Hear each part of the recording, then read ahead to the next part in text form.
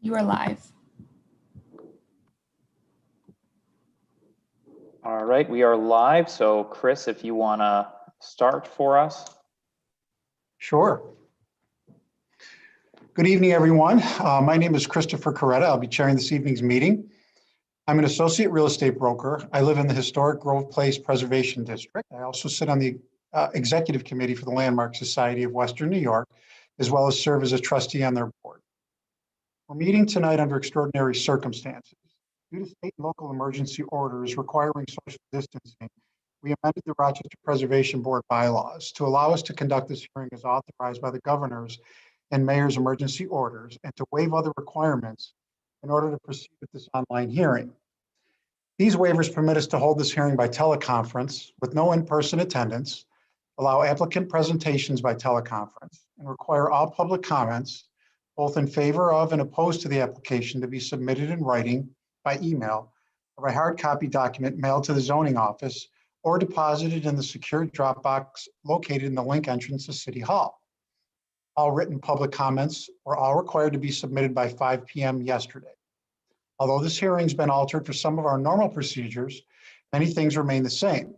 All the normal notifications for this hearing, including mailed notice, publication, and the posting of notice, were followed. All the normal timeframes for applicant presentations and comments in favor of and opposed to the application remain the same. And most importantly, this board will hear, review, and make decisions about all the applications with the same diligence and using the same standards as required by the zoning code. Before we begin, I'd like to remind everyone that when a case is called, the applicant will be allowed 15 minutes to present. The applications are posted on the city website and available for the public to review.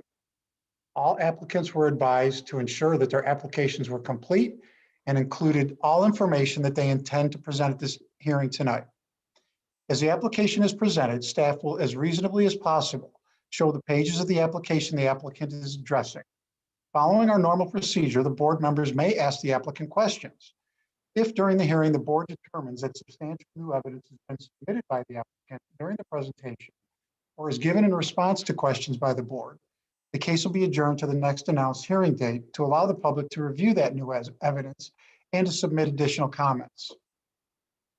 After the applicant's presentation is completed, staff will read into the record any comments received after the comment deadline that are not already posted on the city website. There will be no call-in comments. After all the comments have been read, the applicant will have 5 minutes to offer any testimony and rebuttal. The board will commence deliberations and voting after the public hearing of each agenda item, with the expectation of any applications that are being adjourned. Please also note that if your case is approved today, a written decision will be mailed to you within 15 business days. The decision will inform you the next steps to complete the approval process. Before we open the first case, please note that we're all volunteers. I'd like each of the board members to confirm their presence for purposes of establishing a quorum for this hearing and to introduce themselves and mention their area of expertise. And in alphabetical order, we'll start with Deborah Beardsley, please. Hi, everyone. I'm Deborah Beardsley. I'm a designer and a design professor at RIT in the College of Art and Design, and I'm a city resident. Thank you, Deborah. Kajana Crawford. Kajana Crawford, professor of sociology at Rochester Institute of Technology, and I live in the Susan B. Anthony Preservation District. Thanks, Kajana. Next would be Jim Divinity. My name is Jim Divinity. I live in Cornhill in the historic district. And since I arrived there in 2014, I have served as the neighborhood's historian. Thank you, Jim. Next would be Gerald Gamm. Good evening, everybody. I am a professor at the University of Rochester. I teach political science and history and have done a lot of research on cities, urban politics, and urban history. I also sit on the board of trustees of the Landmark Society, and we live in the East Avenue Preservation District and care for an old house. Thank you, Gerald. And next would be David Matthews. Good evening. My name is David Matthews. I'm an architect and I live in the Highland Park neighborhood. Thank you, David. And last but certainly not least, our co-chair, Kirsten Solberg. Good evening, Kirsten Solberg. I'm an architect and I live in the Browncroft neighborhood. Thanks, Kirsten. And staff? I'm Chris Snyder. I am the staff to the Rochester Preservation Board, and I'm going to pass it to Tom. Hi, I'm Tom Worth. I'm with the City Law Department.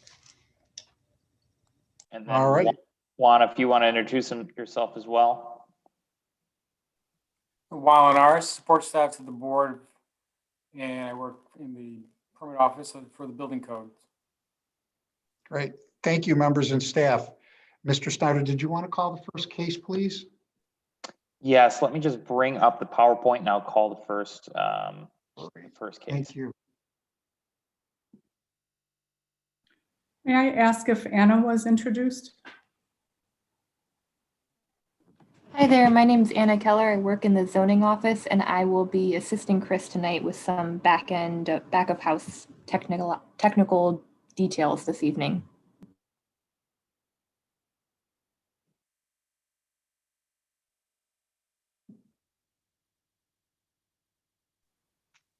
Can everyone see this?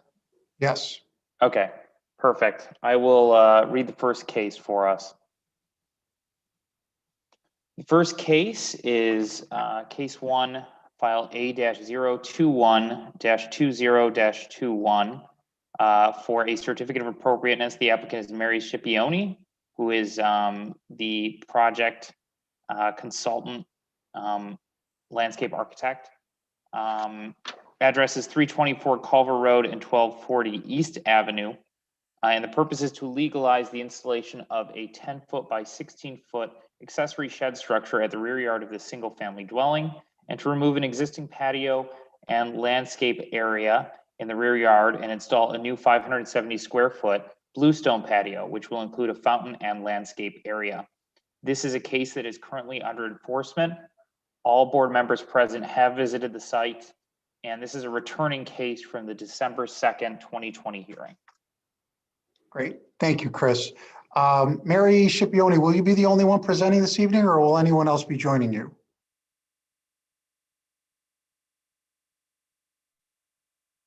Mary, maybe you're on mute, Mary.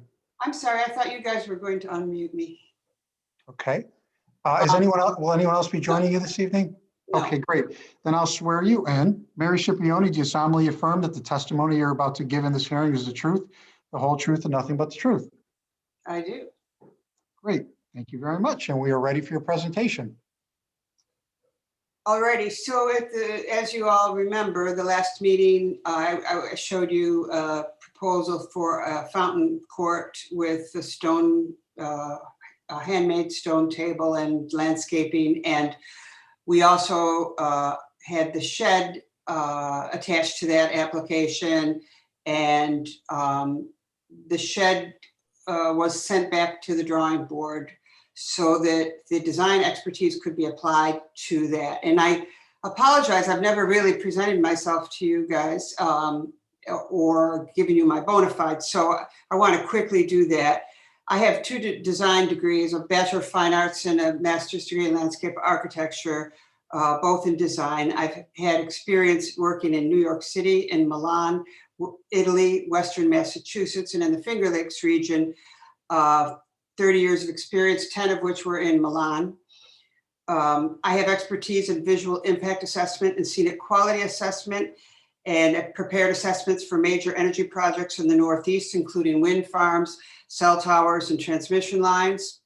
I've taught at 5 colleges, including the University of Massachusetts, Mount Holyoke College, Hampshire College, RIT, and the Istituto Superiore di Design in Milan. And I'm a licensed landscape architect in Connecticut and in New York State. I apologize that I hadn't done that previously, just so you know. Okay, so the summary, the issue of the frontage and the twin quarter lots complicates the siting of the accessory structure in the composition of this residential compound. Siting design dictates that the structures relate to one another. That's why the most logical siting choice calls for the facades to face one another, enclosing a circulation or gathering space. This, in our view, is the most favorable arrangement as viewed from Culver Road, which is the address from this residence or of this residence. If the south property boundary is considered frontage, then this property is virtually being treated as if it has 3 front yards. Something that becomes problematic when the 1240 property is stacked in front of the 324 Culver property on the East Avenue side. That said, everyone agrees on the importance of the view from East Avenue. So I'm not contesting the importance of the view from East Avenue.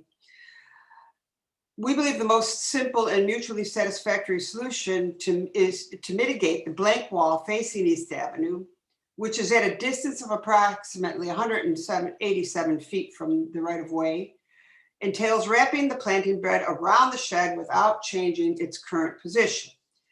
The shed is thus incorporated into the planting bed. The plants are treated as rhythmic architectural elements following the 2-1-2 Georgian facade pattern of the house, i.e. 2 identical elements flanking a central element. In the case of the shed, the central element is the weather vane. This relates the facades to one another and shows an intentional design on the East Avenue side. I've also provided a second alternative, but I'll get to that in a minute. We believe this is well integrated with the landscape design of the parcel of 1240 East Avenue, which essentially, the parcel of 1240 East Avenue is essentially being designed as a park. It has no structures in it, and so it needs to help frame the structure of the house, but it also has a number of large trees. It's asymmetrically arranged, and so what we want to do is make sure that whatever we do satisfies and enhances that personality as a park. In deference to your suggestions at the December 2nd meeting, I showed 2 alternatives, one showing the shed in the east setback and another showing the shed rotated, because I wanted to give a fair examination to those possibilities. And I've included them to show you that the planting solution is by far the most aesthetically superior solution. So I did address the actual comments, so maybe I can quickly go through those, or I can go straight to the images, depending.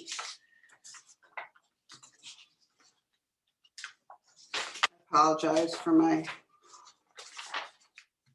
Okay, so one was that the shed wasn't integrated into the more recent design proposal, and we have integrated it into our whole project for the landscape.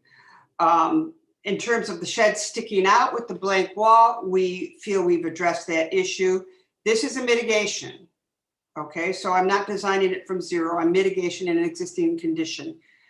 It was mentioned that maybe a higher quality design could be considered.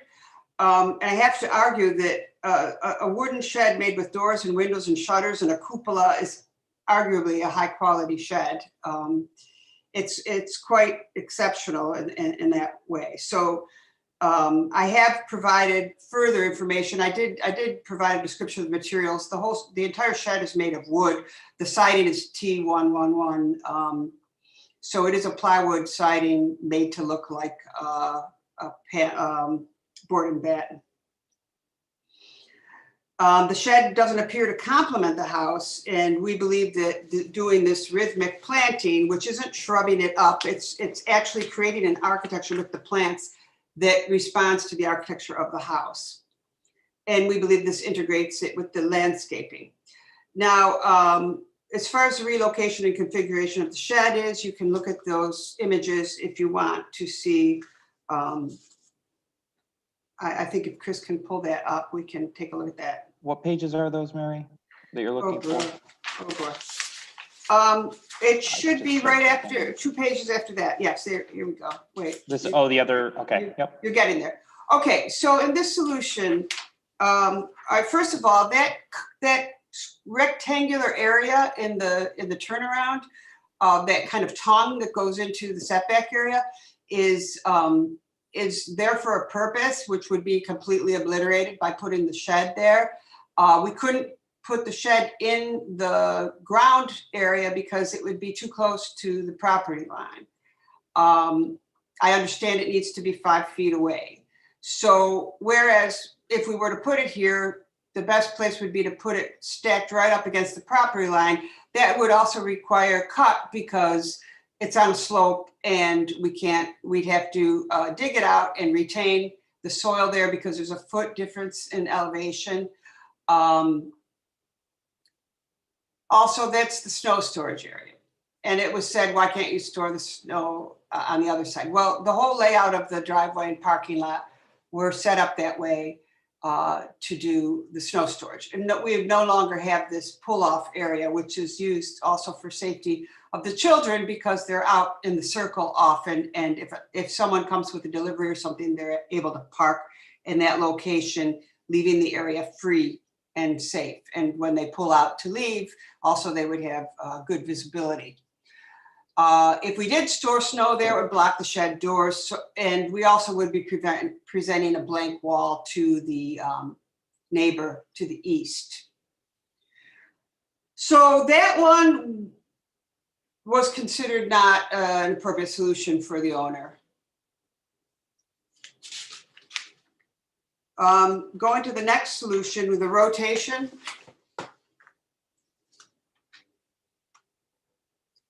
We didn't feel that this fit in with the orthogonal nature of the architecture, number one. And number two, we don't really gain much by doing this. I did want to explore it. It still presents a problem with the snow storage being in front of the doors. And it's harder to integrate the planting beds, as you can see, because we would have to leave the plants only along the fence because we would have to have that area for snow storage. And not indifferently, the owner doesn't like either of these solutions and would put careful thought into placing the shed where it is now. We also discussed at the last meeting the possibility of putting a window on the blank wall. And of course, that's a storage wall on the interior. So it would be pretty much an architectural folly to put a window on there that isn't serving the purpose of a window. And painting a window on there would be even worse. So, you know, there's a certain degree of integrity that we want to adhere to. And we don't understand why there would be any objection to solving this with a landscape solution, because plants are like buildings. They last a long time. And they can have structure and architecture, and we're not putting a bunch of yew shrubs at the bottom of it. So I don't understand any objection to that. I know somebody expressed an objection saying that planting wasn't enough. I think sometimes people think of plants as being impermanent compared to buildings, but I don't believe that's true. If there are other objections to that type of solution, I'd be happy to address them. Mary, I'm sorry to interrupt, with all due respect. You have 15 minutes to do a presentation. We have 3 other cases this evening. I understand. Did I use up the 15 minutes? Yeah, we're about a minute away. So I just okay. I'm done. I'm just about done. I just wanted to say I did a second solution which uses evergreens that are existing and adjacent to the area. And there are some that are already there along the eastern property boundary, and they would be symmetrically arranged with the evergreens that are already on the property on the west side. And those two curved shapes coming together would frame the house. So I proposed 2 separate landscape solutions using plants to mitigate the blank wall and thereby eliminating the problem from East Avenue, in our opinion. Thank you. Thank you very much, Mary. Appreciate it. Let's do a round robin for questions for the applicant. We'll start the other way around. We'll start with Kirsten. Do you have any questions for the applicant? Thank you, Mary, for the presentation. No questions. I have comments when we get there. Great. Thanks, Kirsten. Dave Matthews, any questions? Just to verify, Mary, none of the other landscape elements were adjusted from the previous our previous board meeting. So just the areas around the shed were adjusted. Is that correct? Yeah, we were careful to maintain that because you all thought that was a good plan, and we wanted to keep that. Yes, we would be kind of working around the shed there, but we'd be mostly going toward the 1240 East Avenue side with that. Okay, that was my only question. Thank you. Thank you, David. Gerald Gamm, any questions for Mary? Yes, Mary, thank you for your presentation, for all the work you're putting into this project. We had at least two primary concerns at the last hearing. One was about the shed, the placement of the shed, the landscaping around the shed. And so that you've addressed quite thoroughly with the written proposal and also with your presentation tonight. The other issue are the materials of the shed. So I'm just looking at the report from the meeting, the application hold that's part of the packet. And it says the materials used in the construction of the shed, including the materials for the windows, the doors, the shutters, are not disclosed in the proposal, and we need it. In the packets we got in our home, I couldn't find this information. And I noticed in my email today, there was a cut sheet sent out, and I looked at it quickly, but I couldn't figure out what the doors and windows are made out of and what the shutters are made out of. So it says here, for example, both doors and windows have 4-inch wide wood trim. Yes. It tells me the interiors of the window panes are aluminum. Right, the frames around the glass itself are aluminum. Excuse me, Mary, it doesn't tell us, are these wood windows? Are these fiberglass windows? Are these vinyl windows? Is the door steel? Is the door wood? Are the shutters wood? Are the shutters plastic? I can't see, I couldn't, and it may be there, but I couldn't see anywhere in the materials that we were given, the materials out of which the windows are made, the doors are made, and the shutters are made. Well, everything that could possibly be made out of wood is made out of wood. The shutters are metal and the door is wood. And the windows are inside of a wood frame, but the actual panes, they're like storm windows. They have tracks that are aluminum. So, okay, so you're testifying tonight the windows are wood windows? the wood windows, I gave you a cut sheet. Now let me. Mary, so if we can pull up the cut sheet, so you're telling us the shutters are not wood? The shutters are metal. They're metal, and the windows are trimmed in wood. There's not, the actual frame is just that tiny little aluminum track that are in there, and the casing around it is all wood. It's not like, oak. It's mostly plywood or the T111. So Mary, we might be talking past each other. So the window, okay. You're saying the casing is wood and the trim around the window is wood, but the window itself is an item made up of glass and then something that holds the glass. What holds the glass in the window? It's aluminum. Okay. It's metal. Anyway, okay, so the windows are aluminum and the shutters are aluminum. I don't know what metal the shutters are made out of. I apologize for that. Okay, so the shutters are metal, the windows are aluminum, and the doors, you're testifying wood. Okay, thank you. Any other questions, Gerald? No, that was all. I just wanted to figure out what the windows and doors and shutters were made out of. Thank you. Jim Divinity, any questions? I have no questions at this time. Thank you, Jim. And Kijana Crawford, any questions for Mary?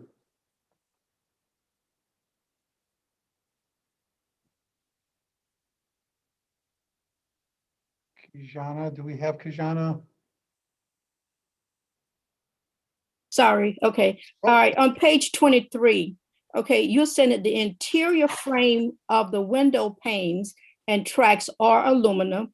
And I just want the clarification. And both the doors and windows have 4-inch white wood trim, and that the double door and the window shutters are black, but we're not sure about what the shutters are made out of.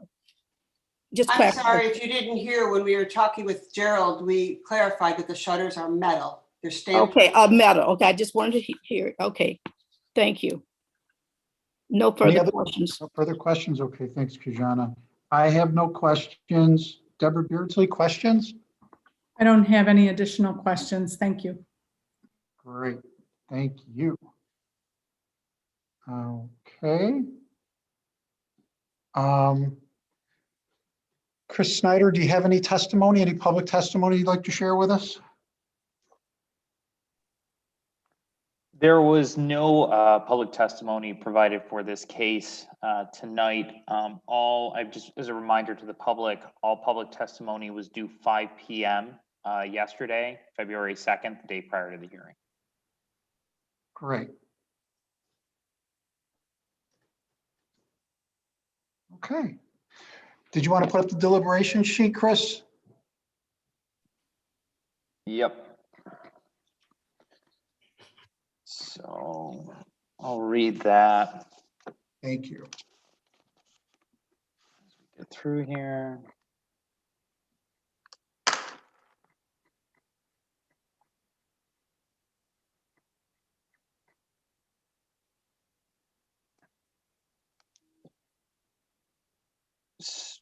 This is the deliberations for case number 1.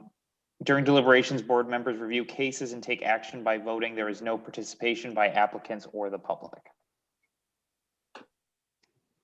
Very good. Thank you, Mr. Snyder.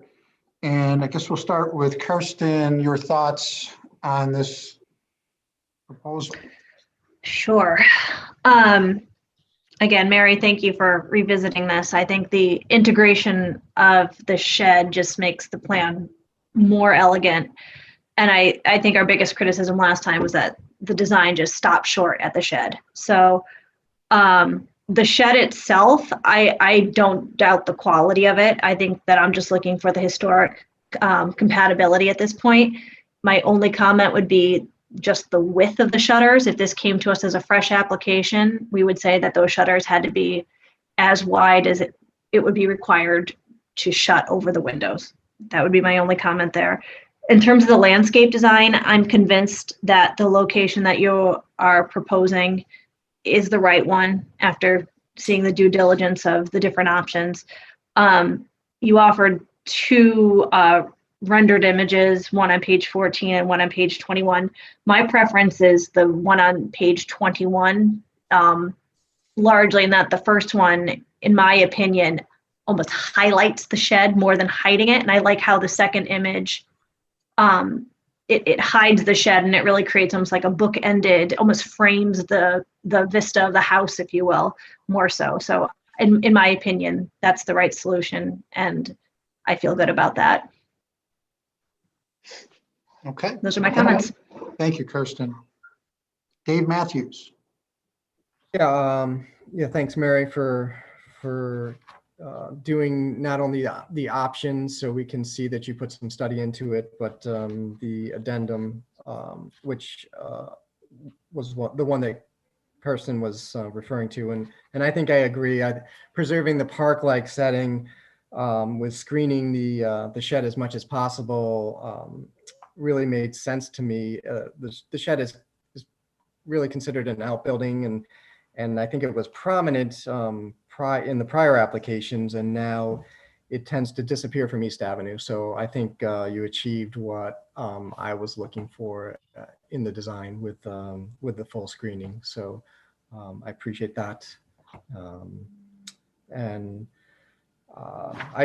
As the shed is, I think there's some really nice things about it. The cupola, the doors are nice. The windows, I kind of agree with Kirsten that, those are elements that don't really look historical, but, they're not prominent in facing East Avenue or Culver. So, I think the screening from East Avenue was the most important element to me. And as I said, I think that's achieved with the alternate or the addendum you put out. So thank you. Okay, David, thank you very much. Gerald Gamm, your thoughts, please. So I think I'm aligned with David and Kirsten on the screening.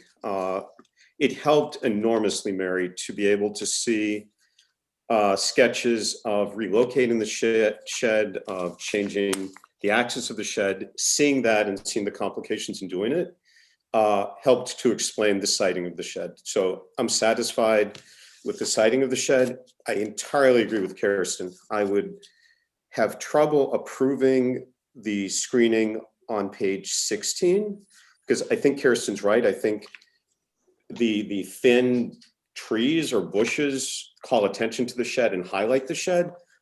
I have no trouble at all voting to approve the alternative treatment on page 22 with the arborvitae. The arborvitae is, as Dave said and as Kirsten said, wrap around and actually achieve something quite nice for that property. They create a boundary between the Culver property and the East Avenue property. So create a backdrop for the park-like area on East Avenue and create a backing to the property on Culver Road. So I very strongly support the arborvitae treatment. In terms of the materials of the shed, I'm conflicted. On one hand, it's a shed, and how much are we going to micromanage the shutters and the windows? On one hand, everything else about the shed, as Dave points out, is historically appropriate. The cupola is nice. Those doors are really nice. On the other hand, we have pretty consistently as a board insisted that windows be either wood or something cladding wood or fiberglass. And the shutters, as Kirsten points out, are the wrong size to cover the window. Like shutters properly, each one of them should be half the width of a window. So where do we go with this? We had an out structure on Park Avenue just a couple of meetings ago that is entirely invisible from the street. And we required that they not use vinyl windows. We required that they use, I think, fiberglass windows, if I'm remembering properly. I would lean toward requiring that the windows and shutters be switched out so that they're historically appropriate materials and ones that we approve for preservation districts. But I'm interested to know what others on the board think about that. Okay. Thank you, Gerald. Jim Divinity, your thoughts, please. Yes, I agree with the comments with respect to the park-like setting that the arborvitae provides along the back of that shed. As far as the shutters and things like that, yeah, I understand the objections to it, but I think since it faces the house and not as much wide open to Culver, I guess I'm inclined to kind of live with it, to tell you the truth. Well, that's my comment. Thank you very much. Can I ask a clarifying question? Regarding the comments with the shutters, are the shutters not wide enough or would they have to be more narrow? Because they would have to cover, my understanding, shutters, yes, they have to cover the window panes themselves, but with the other portion of the window, the actual structural wood portion, would it cover that as well? Just because if this goes into deliberations, I want to make that clear before we get to that point. I'll jump in. I think, historically the shutters, the hinge would be closer to the glass. And then the, shutters were meant to protect the windows, right? So the hinge, you'd pull open the window, you'd pull the shutters in and lock them, and then you close the window, so protect it from weather. So I think the locations of the shutters and the hinges, where the hinges would be in particular, are not historically appropriate. And then they would have to be, they do look like they're almost half size of the window, but just position in relation to the window jambs is not correct from a historical perspective. As Dave is saying, as this photo points out, the width is not terribly off. It's the positioning. Another possibility would be simply to remove the shutters. I was thinking the same thing. I think I'd feel better about it. They don't look like they're appropriate right now, but if they were either removed or repositioned, I think they'd probably be much closer. Yeah. Yeah. Okay. Chris, did you need any further clarification? Nope, that's it. Thank you. Great. Kijana, your thoughts, please. Okay, well, I'm in agreement in terms of the shutters, either, remove them or either bring them closer in. But what was outlined on page 22 and 21, will work for me. It definitely enhances the shed, and I'll be and makes it more appealing. So it's a great solution. I guess I'm next. I think the landscape design on page 21 is great. I can live with the shed that way. The shed kind of offends me, I'll be honest with you, but that solution helps a great deal. As far as materials are concerned, I can't believe that no one's picked up on T111. I mean, you drive around suburbs and you see sheds in suburbs have T111 on them. It's a cheap wooden product. I would like to see clapboard on it, and I would like to see wooden windows, and I would go with the removal of the shutters. I would be okay with that. It's tough to really tell everything, you know, with cut sheets and all of that. I think the door is okay, but it really needs to be more historically appropriate. T111, in my opinion, is not, especially on a house on East Avenue, right on East Avenue. Other than that, those are my comments. I would, to summarize, I'm fine with the landscaping plan. I think it was a great job, but the historical details on the shed, I'd be okay with it staying there, but we need clapboard, wooden windows, probably get rid of this, get rid of these shutters. Deborah, your thoughts? Thanks, Chris. I would completely agree with everything you just said. And so if you'd like me to repeat it, I can do that. I think the landscaping as proposed is a very nice. How do you feel specific about? I think you're making a good point. Okay. I agree with the point that you made about it and the fact that clapboard would be better instead of the T111. I agree with, I would go with either removing the shutters or repositioning them. And I think the landscape plan that Mary's proposing was a nice solution. It highlights the property, it's appropriate for the property, and we're all aiming to make this as high quality as it can be. Okay, thank you. So I want to get the temperature of the board members. If we could start back with Kirsten again, looking at the materials a little bit closer. Yeah, Chris, I honestly missed the siding material. So now you have me thinking. And this is so hard because I'm thinking, oh man, it's going to be a project to rework this. But that said, it's reinforcement. If it had come to us originally, we wouldn't approve it as is. I think something has to be done with the shutters, as we've already discussed. I personally am okay with the window material because it's not a thermal, it's just not the same thing. In my opinion, it may not be the right answer, but I can let that pass. But I don't have an image of the house. If it's a shingle, I agree it should match the house. And I don't have an image in front of me. But if it's a wood shingle, I agree that makes sense to me. I would support that. Chris Snyder, do you know, could you confirm the material of the house itself? Yeah, I'm looking into that right now. I believe it's clapboard, but I can confirm. Well, I guess we're saying shingle or clapboard. It should be to match.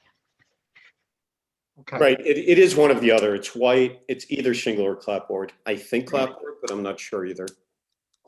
To match the material of the house is what you're saying. Right. Okay. Right. If this came to us as a not yet built shed, that's what we would say. Okay. The house is clapboard. It's not. It's a bit of a thicker clapboard, not the thin clapboard that you see in a lot of buildings. Mm-hmm. Okay. Dave Matthew, thank you, Kirsten. If you're done, I'll go on to David, just to backtrack and make sure everybody's on the same page with the materials. Yeah, if it matched the house, it's certainly going to fit in better. So Okay. I certainly don't disagree with that. Okay. Gerald, Yeah, actually, and I'm looking at the photos of the house we have in the presentation, and it appears there are no shutters on the house. So I hadn't paid attention to the T111 issue either, Chris, and I appreciate you bringing that up. So I would support this proposal on condition that the shed be reclad with clapboard, assuming the house is clapboard, or shingle if the house is shingle, but I think it's clapboard, and that the shutters be removed, and that the windows be either wood or clad or fiberglass, but something that we would approve. And to the argument that the windows are windows on a shed, I will point out that when we've dealt with outbuildings before, including outbuildings that are completely invisible from the street, we still on those buildings have taken windows seriously. Okay, thank you. Jim Divinity, back to you on materials, please. Yeah, well, you know, this gets into an area of expertise that I'm not quite as strong as architects and real estate agents, but I certainly understand the argument. So yeah, I stand corrected on my feelings about that shed, because as I listen to you fellows kind of discuss it and argue about it, yeah, I'm inclined to agree with you that it doesn't match the house, and that probably is a problem. Okay, Kijana? Yes, more we talk, the more I'm convinced that it doesn't match the house. We need to be consistent in terms of our standards, in terms of the board standards. Consistency will serve us well. Great. Thanks, Kijana. Okay. It sounds to me, if I got the temperature right of everyone, that the shed should be wood clad, either, well, probably clapboard because the house is clapboard. Windows should be wooden. Remove the shutters. And we're okay with the landscape plan that Mary developed. Am I missing anything? We're okay. Mary offered us 2 landscape plans. We're okay with the second one, the one that appears on 21 and 22 with the arborvitae. Correct. I agree with all of that, Chris. Okay. Can I get a motion from someone, please? Hey, Chris, I think Mary sent a message in chat. Yes, Mary. Normally in deliberations, we don't let but go ahead. We don't normally do that, but go ahead, please. I'm just trying to avoid a problem. The siding was used instead of using vinyl siding. I understand your views on that. I also understand that this is at an arm's length. This material is indistinguishable from one that, I know that you've used that standard in other circumstances, for example, for aluminum fences as opposed to steel fences. And there is a rule about, you know, what it looks like from a certain distance. This will be looked at from the side, from Culver Road. I agree with everything that you all said about the shutters. I think removing them would look worse because the windows are very narrow. And if you think of all the white that will be around it, it might not work. This has already been constructed and the siding is not cladding. It is the structure itself. So essentially, if you go down that path, you're actually asking for the demolition of the shed. I just want it to be clear to you that that's what you're doing, because, you know, after this, you know, my hands are kind of tied. I just want you to know that that is in effect asking for the shed to be removed and to have another shed built, because this shed can't comply. Mary, yeah. Excuse me, Mary. We're in deliberations, and this shed was put up without our permission. I understand. And we're trying our best to make this work. So if you don't have anything else to add to it, we'll continue the deliberations. Are you okay with that? As I said, my work is done here, so Okay. do what you must. Okay, thank you. Did someone want to give me a motion? I'll give a motion. Do you want me to go, Chris? Yes, please. So I'm offering My motion is regarding file number A-021-20-21. A return case at 324 Culver Road and 1240 East Avenue to legalize the installation of an accessory shed and to remove and replace existing patio and landscaped area near the shed with new bluestone patio. That we approve the application as submitted with the following conditions. First, that the alternative landscape plan be implemented as described on pages 21 and 22 with the arborvitae. Second, that the material on the side of the shed be changed to clapboard with the thickness of the clapboard boards and the paint color to match the house. Third, that the shutters be removed. And fourth, that the windows be replaced with either wood windows or fiberglass windows. Second. Motion has been properly made by Gerald Gamm and seconded by Kijana Crawford. I'll go down and take a vote member by member in alphabetical order. I'll start at the bottom. We'll start with Kirsten Solberg. Can I just interrupt? Chris Snyder, I just want to make sure, did you get all of that? Yes, I mean, we have a recording, so it's really good to have that because I can go back. But okay. The one thing, I guess, you said clad wood windows. You said which specific cladding? So as part of my motion, because Chris kept talking about wood windows, my motion was for wood or fiberglass. Wood or fiberglass windows. Yes. Okay. Thank you. Thanks, Tom. Okay, so we'll start with Kirsten. Kirsten Solberg, do you vote yay or nay for this motion? I guess I gotta go with yay. Kirsten goes yay. Okay. David Matthews? I vote yay. David Matthews votes yay for the motion. Gerald Gamm? I vote yay. Gerald Gamm votes yay for the motion. Jim Divinity? I vote yay. Jim Divinity votes yay for the motion. Kijana Crawford? Yay. Kijana Crawford votes yay for the motion. Christopher Coretta would be me. I vote yay for the motion. And Deborah Beardsley? I vote yay. Deborah Beardsley votes yay. That's 7 yays. It's unanimous. Thank you very much. And who seconded that? Kijana. Crawford. Okay. You were right, Tom. I did need them to. Okay. I'm just doing old school in writing. I am too. I know you got the tape. Okay, so we're going to go to our next case, which is case 2. That is file A-033-20-21 for a certificate of appropriateness. The applicants are David Strong and Chuck Hanrahan with Asbury First United Methodist Church. I believe that Bob Castle is also joining us for this meeting.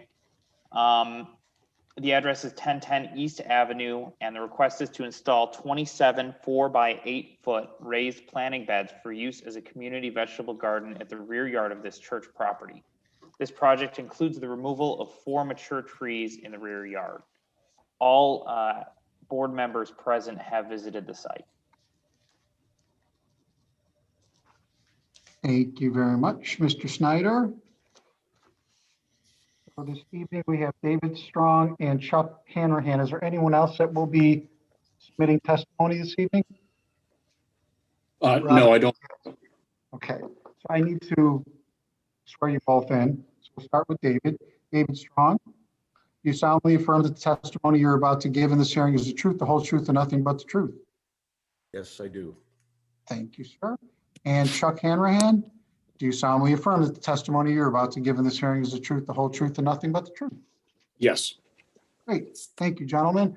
We are ready for your presentation, please. Okay, very good. This is Chuck Hanrahan. I am the Property Stewardship Chair at Asbury First, and thank you for hearing our case tonight. We're here before you asking for approval to move forward with a raised bed garden. We were approached, as you have seen in our application by the Monroe County Soil and Conservation District about establishing this garden to grow vegetables for food donation. We have a well-established dining center and several other outreach ministries which provide food to disadvantaged citizens in the city and beyond. And this, along with our location in the city, was deemed a good fit. So we reviewed all of our available green space and determined that the area behind 1010 East Avenue was the best location on our campus. This puts us close to our dining and caring center. It keeps it not visible from East Avenue. It gives us easy access to water. And we just felt this was probably the best location that we could find on our property. Our initial plan, we've requested 27 beds. That is kind of the long-term vision. Our first phase, which we would like to do this spring, is 10 beds. And those would likely be the numbers 1 through 10 on the drawing that we submitted. If that goes well, we would like to expand that to increase the number of beds. It will likely be several phases, but it was suggested to us that we show you kind of the entire vision of the plan, even though we're only moving forward with the first 10 beds at this time. So with the help of Barrow Architecture, who, of course, as you know, does everything on our campus, we have the drawing that we submitted with the layouts as shown. Part of what we're asking for today is the removal of 4 trees that we believe will impede the growth of the vegetables. 1, because of its toxic nature to other plants, and 3, because of severely limiting sun hours, and sun hours are already limited somewhat by the buildings themselves. This was the advice of tree experts as well as garden experts. We are normally very reticent to remove trees. As you know, we take great care in preserving our property and especially all of our plantings. But in this case, we're afraid that it is necessary. I probably could bore you with a lot of additional details, but I know that you've been to the site, you've seen the actual beds, which were delivered to us from Monroe County. You've seen the location where they're going to go. I think you understand what we're trying to do here. So I will shorten my presentation and then let you guys ask questions at will if that's acceptable to you. Okay, thank you, Chuck. Appreciate it. Appreciate the presentation. We will ask members if they have any questions. We'll do it alphabetically, and we'll start at the top this time. We'll start with Deborah Beardsley. Do you have any questions? I don't have any questions at this time. Thank you. Thanks, Deborah. I would be next. Thanks again for the presentation. Any way you can do this without removing any of those trees? Well, that is not what we've been advised to do. The black walnut in particular really needs to come down. It's going to make it very difficult to grow almost anything. And the box elder, of course, is not a species that arborists would look to preserve. So that leaves the 2 black locusts. We could probably attempt to do some trimming on them to increase the sunlight. The arborists are telling us that they would be better to come down, but that's something we probably could evaluate. Okay. Yeah, I mean, those are 200-year-old trees, in my opinion, and which your ideas are great, which what you want to do is a wonderful idea, but those trees are 200 years old. I personally, that kind of bothers me. But I don't think I have any other questions. Kajana, any questions? Yes. In the event that you do take those trees down, what will you be doing with the wood? It would be our hope that we can chip that wood and use it as the material between the beds. Okay, thank you. Jim Divinity, any questions? I have no questions at this time. Thank you. Gerald Gamm, any questions? Two questions. One question is about the trees. My initial reaction was that these weren't notable trees, but I also didn't pay a lot of attention because it was cold. If you were to save the two, which were the two we were talking about saving? Locust? The locust, yes. Where are those located relative to the garden? Great question. Hang on one second.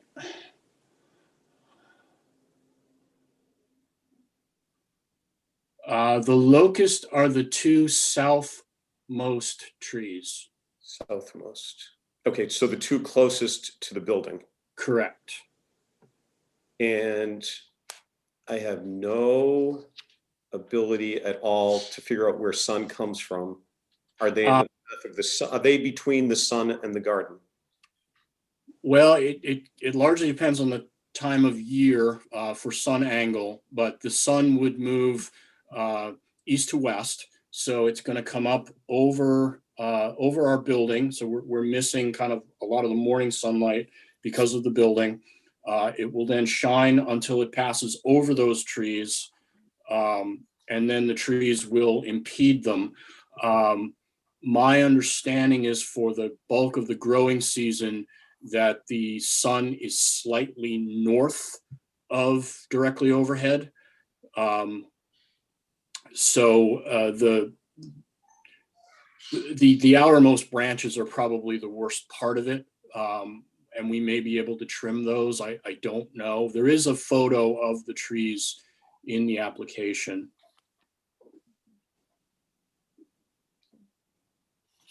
Yeah, so I will just say, I mean, I want to hear what others on the board think. I'm sympathetic to removing the trees because I think planting vegetable gardens on historic properties is a really appropriate use of historic land. And sometimes we need to choose between vegetable gardens and trees. So that was my first question. And that screeching sound is a parrot, so nobody's being harmed here. Second question, raised beds. Why did you opt for raised beds rather than a regular surface garden, given that we do approve raised beds in backyards, which this is, but surface gardens would be more historically appropriate? Sure, and the very straightforward answer to that is that's how the Monroe County soils came to us. They came requesting a raised bed garden. Do you know why? I do not. I will ask one of my colleagues who's listening in to send me a message. And as soon as I hear that, perhaps I can get back to you. Okay, so as long as they're sending you a message, see if you can find out why they asked for raised beds and if they would object to doing it as a surface garden. So is Monroe County providing you with the soil? Is that the idea? That's correct. Oh,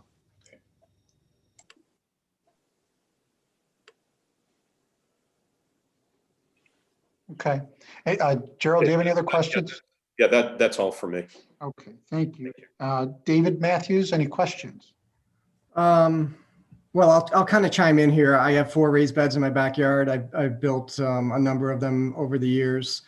You control the soil with the raised bed, so you have the ability to get higher quality soil and amend it. So that would be the main reasons versus dealing with what's in the soil, which you don't always know. So if that answers your question, there's a lot of literature on that, but you have more control and probably getting better soil. So hopefully that helps you out, Gerald, in that answer. Also, having dealt with the sun and dealing with growing vegetables in the backyard, I know this is supposed to be a question, I guess. Some shade is valuable, and actually cucumbers tend to wilt in high summer.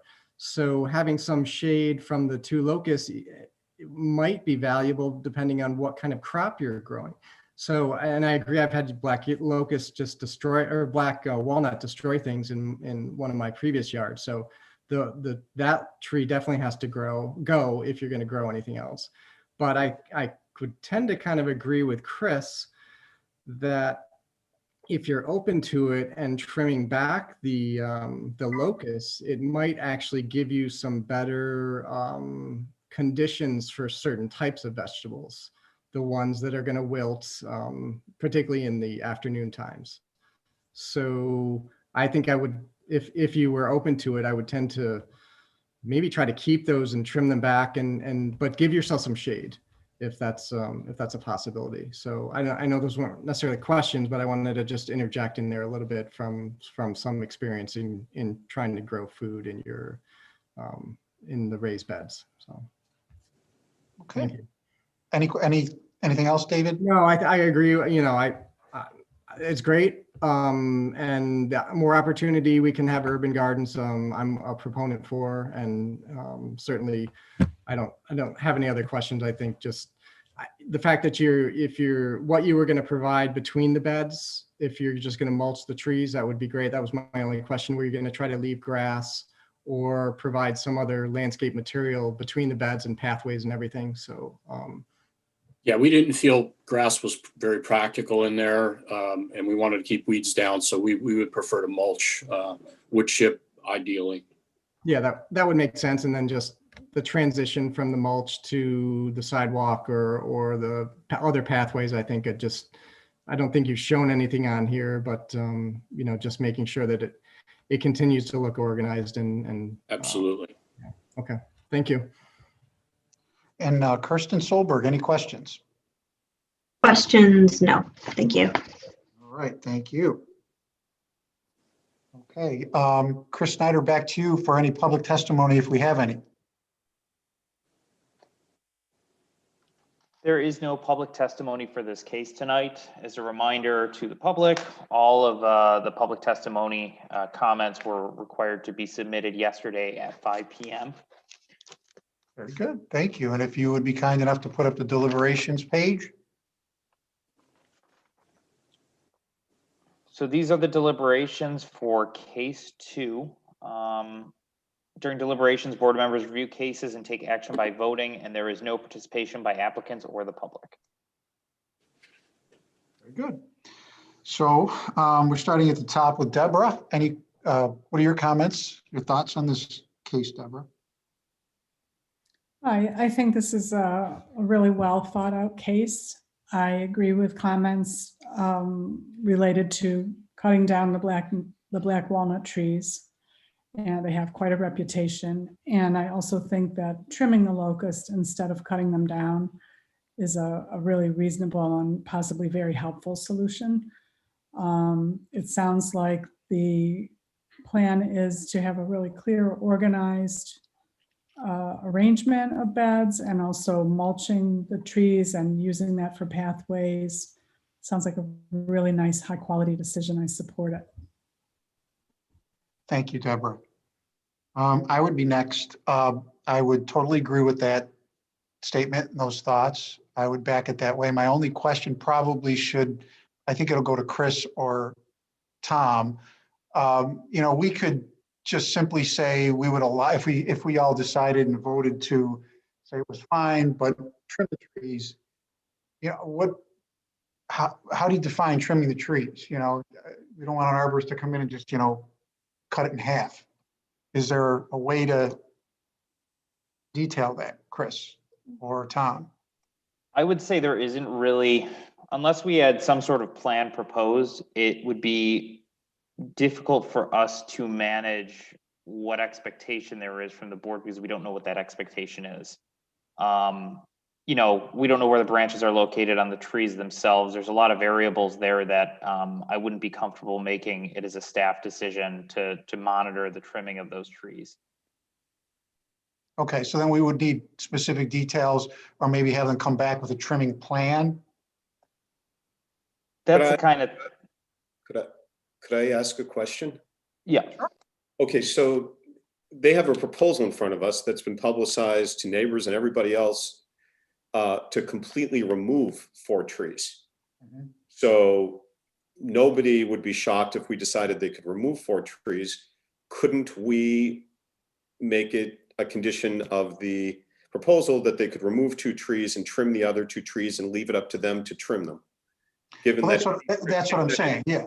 Yeah, given that any trim is going to be less intrusive than removing them entirely. Yeah, I see what you're saying now.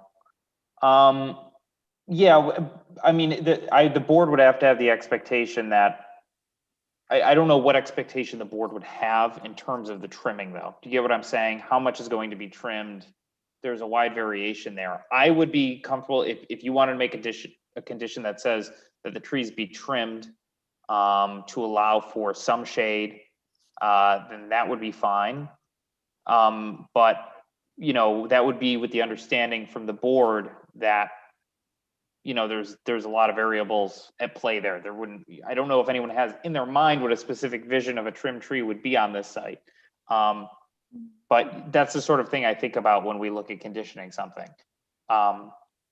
This isn't like choosing a new design for a shed or a house or something like that. It's a tree. So maybe it's a little bit different. But if the board is comfortable doing that, I would be comfortable with the condition of trimming the tree instead. And leaving it up to the applicant. Yes, leaving it up to the applicant. Whether to remove it or trim it, you're saying?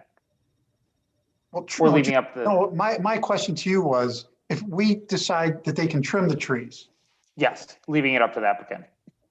Okay, but how do you make sure that, there's a 200-year-old black walnut. How do you make sure that an arborist isn't going to go in there and cut it in half and say, well, I trimmed it? And then so Chris, I would say, bring up Chris Coretta, you bring up exactly what I was thinking is we could make a term like you can trim the tree provided it's been approved by an arborist is sound and not life-ending trimming or something, not greatly altering the essence of the tree or whatever. I don't know. Tom, you bring up a good point. That would be an expert in the field that would be able to provide some information of guidance. So that would be asking an arborist what the best way to trim this tree would be. It seems like they're working with arborists right now to provide the mix of shade and sun that they need or want for their garden. And I would add the condition while preserving the health of the tree. Yeah. And I think like an arborist, like with those little parameters, could do that. Like,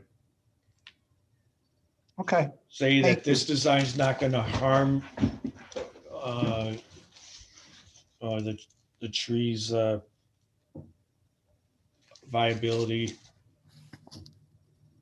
and it's not unnecessarily stripping it, beyond what for the amount of sun and shade they need on these gardens. Okay, thank you for answering my question. Kijana, what are your thoughts on this? I'm comfortable with checking with the overall proposal, but also because I love trees too, even walnut trees. But consulting with an arborist as to the best approach in terms of which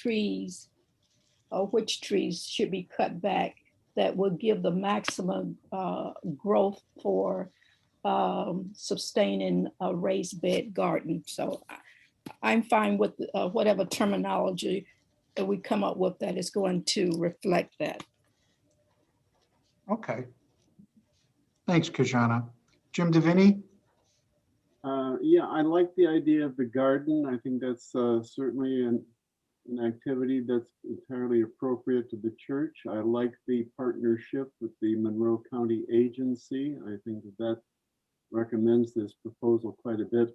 I'm just a little bit confused about the discussion about the arborist, because maybe I misunderstood what the presentation Mr. Hanrahan provided, but I thought that they already had recommendations from the arborists or an arborist about the removal of those trees. So certainly I understand the objection to removal of 4 trees and maybe cutting it back to 2, but I guess I would just like some clarification on what input they've had from arborists on this one more time. So you'd like them to come back with more input from arborists, Jim, just to be clear? It seems to me like they talked about the arborists and the advice that they received from the arborists. And I just want to clarify whether I misheard that or whether or not what the arborists did say. Well, it sounded to me like the arborist said, just take the trees down. Mhm. Well, that was my understanding too. That's why I'm trying to figure out if it was all is because it's talking about get input from the arborists. It seems like we already have the input from the arborists. And their recommendation was to remove all 4 trees. Okay.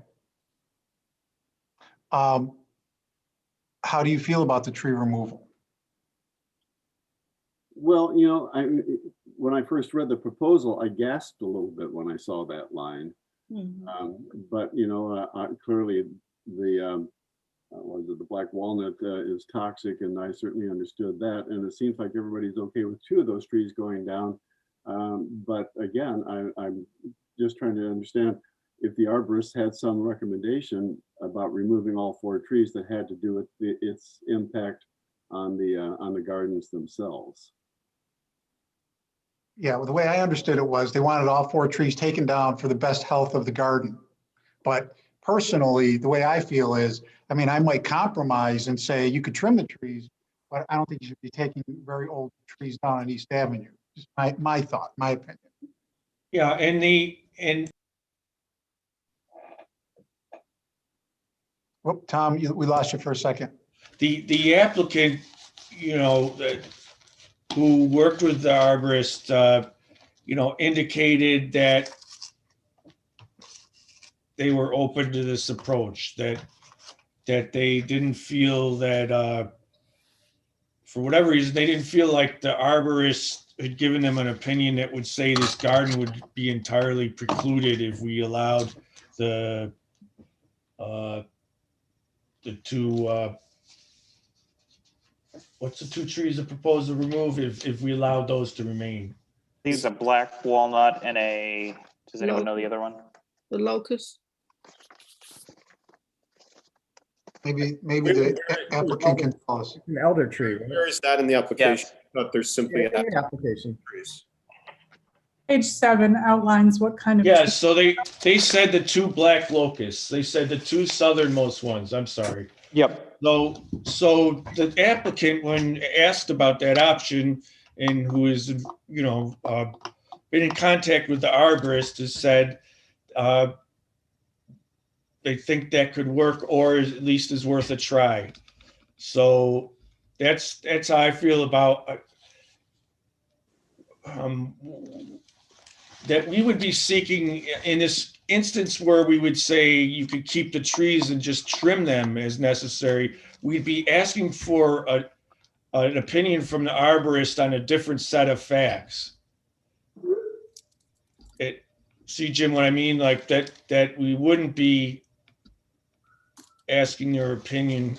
Well, it'd be on a different set of facts, and just that it wouldn't harm the trees' survivability if it was trimmed in this way as necessary to preserve some sun for the garden. Okay. Jim, any other thoughts or questions, or are you comfortable with that? Yeah, I guess so. I was just reading that area again about the tree removal would greatly reduce the afternoon shade in the gardens and improve productivity of the garden. So it seemed like they did respond to that in some ways, and They did.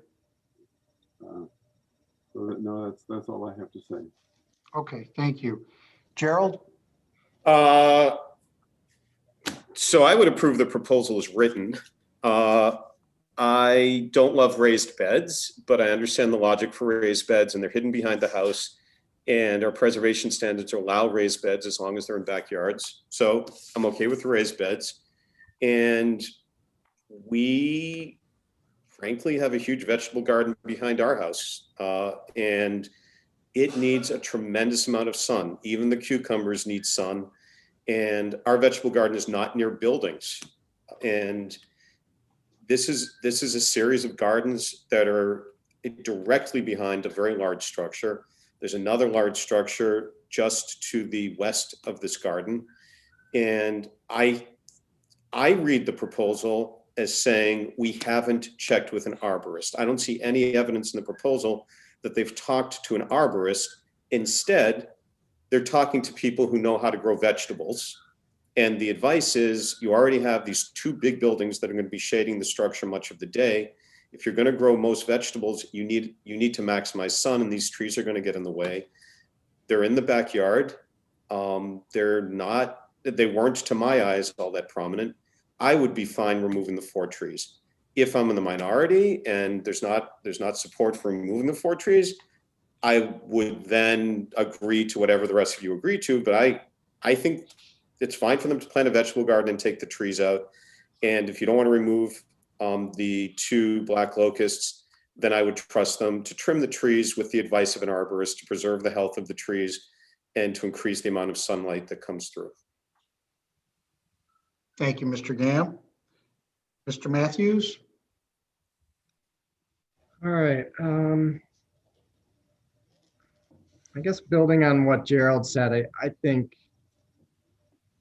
I would be satisfied if it's an owner option to keep the 2 black locusts or not. And they can decide with an arborist or somebody who has experience with the tree trimming, whether they need to be trimmed or not. But if we approve the proposal as presented and give the owners the option to keep the black locusts or not, that might offer some ability to preserve the trees. But if they felt like they were too detrimental, then they could remove them as well. All right, so just so I'm clear, you're okay with it as is, and you'd be okay with 2 of the trees being removed or leaving it up to the applicant to remove 2 of the trees and preserving 2 of the trees? I would be okay with either, yes. Okay. But, I maybe giving the owner option to remove the 2 black locusts if they felt they were too detrimental to the gardens. Dave, if I'm understanding you correctly, you're saying you would be okay with them removing all 4 trees? Yep. Yeah. But if they felt the 2 black locusts were valuable and felt that trimming them would provide some benefits, then giving them that option, I think might be helpful to they know their site best. And if they want to work with the locusts, then I would be okay with that. Okay, Kirsten? I see this as mentioned in the application, a phased project, and these first 10 beds are coming in. And based on what I'm looking at in the photos, the majority of those beds look like they're in a relatively sunny area of the site. So that said, I think it's the owner's discretion. They've heard us out. They think that we understand that we see some value in keeping these 2 trees. If trimming alone is a detriment to the first 10 boxes and this becomes a thriving garden and they need more sunlight, I don't have a problem with the trees all coming down, frankly. Again, the more conservative approach is saying we do the first 10 boxes, we trim the last 2 trees, and if that doesn't work, then they can always come back and ask for them to come down completely. You could always ask that they plant 2 trees to the north of the site too, if we're interested in maintaining the trees. But I would support all 4 coming down or leaving it at the discretion of the owner. Okay. All right. So anyone else have anything to add? Yes, Chris, if everyone looks on page 7, this might be a small point, but I think it's a clarity point. Page 7 in the application under tree removal, it turns out that there are 3 trees that are getting in the way of the shade and 1 tree that's producing the toxin. So there's only, unless I'm reading this incorrectly, there's only 1 black walnut. That's the toxic chemical that gets in the way for gardens. And then there are 3 trees that are possibly going to get in the way for the related to shade. So I just wanted to put that out there. It's a little bit different than what's on page 1. I just, I didn't want to interrupt anyone else. I don't know if it makes any difference in the discussion. I just wanted to clarify. Okay. One other point that hasn't been addressed are the boxes themselves and the appropriateness of the boxes. If we want to address that. And then the siting and plan in general.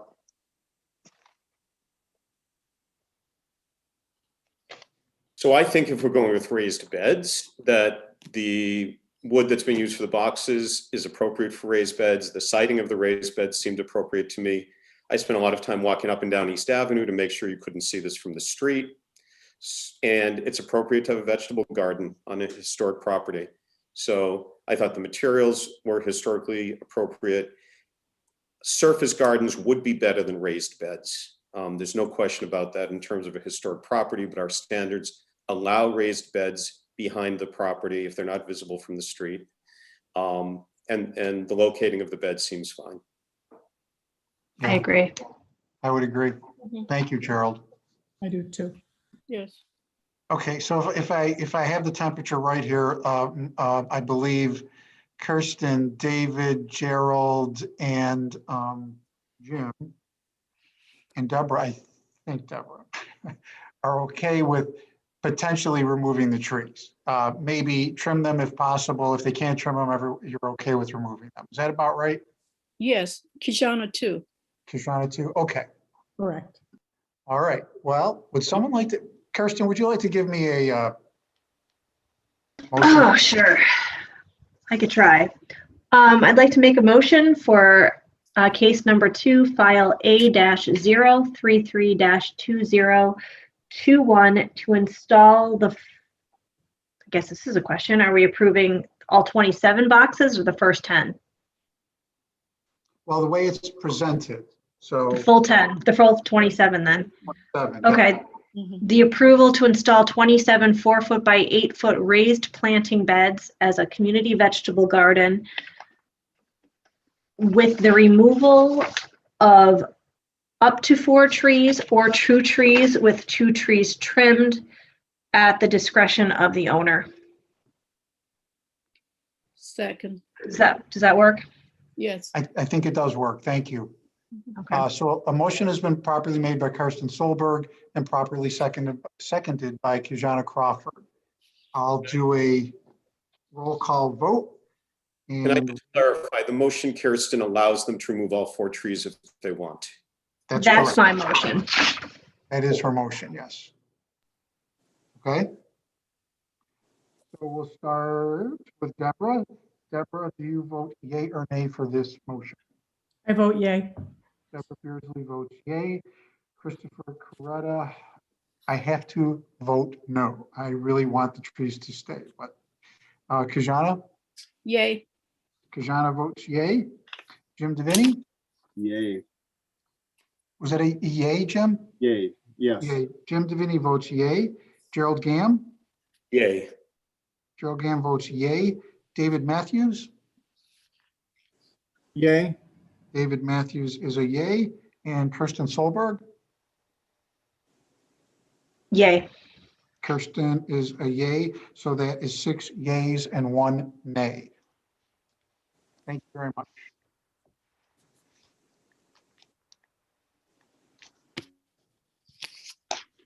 Let me get to the next one. Okay, the next case tonight, case 3, file A-034-20-21 is a certificate of appropriateness application. The applicants are Beth and Lyle Prairie, who are the property owners, and Chris Gianta from Rochester Colonial. The address is 1053 to 1055 Park Avenue, and the request is to remove 34 of the 40 existing wood windows on this 2-family dwelling and to replace them with 34 solid fiberglass replacement windows. All board members present have visited this site. Thank you, Mr. Snyder.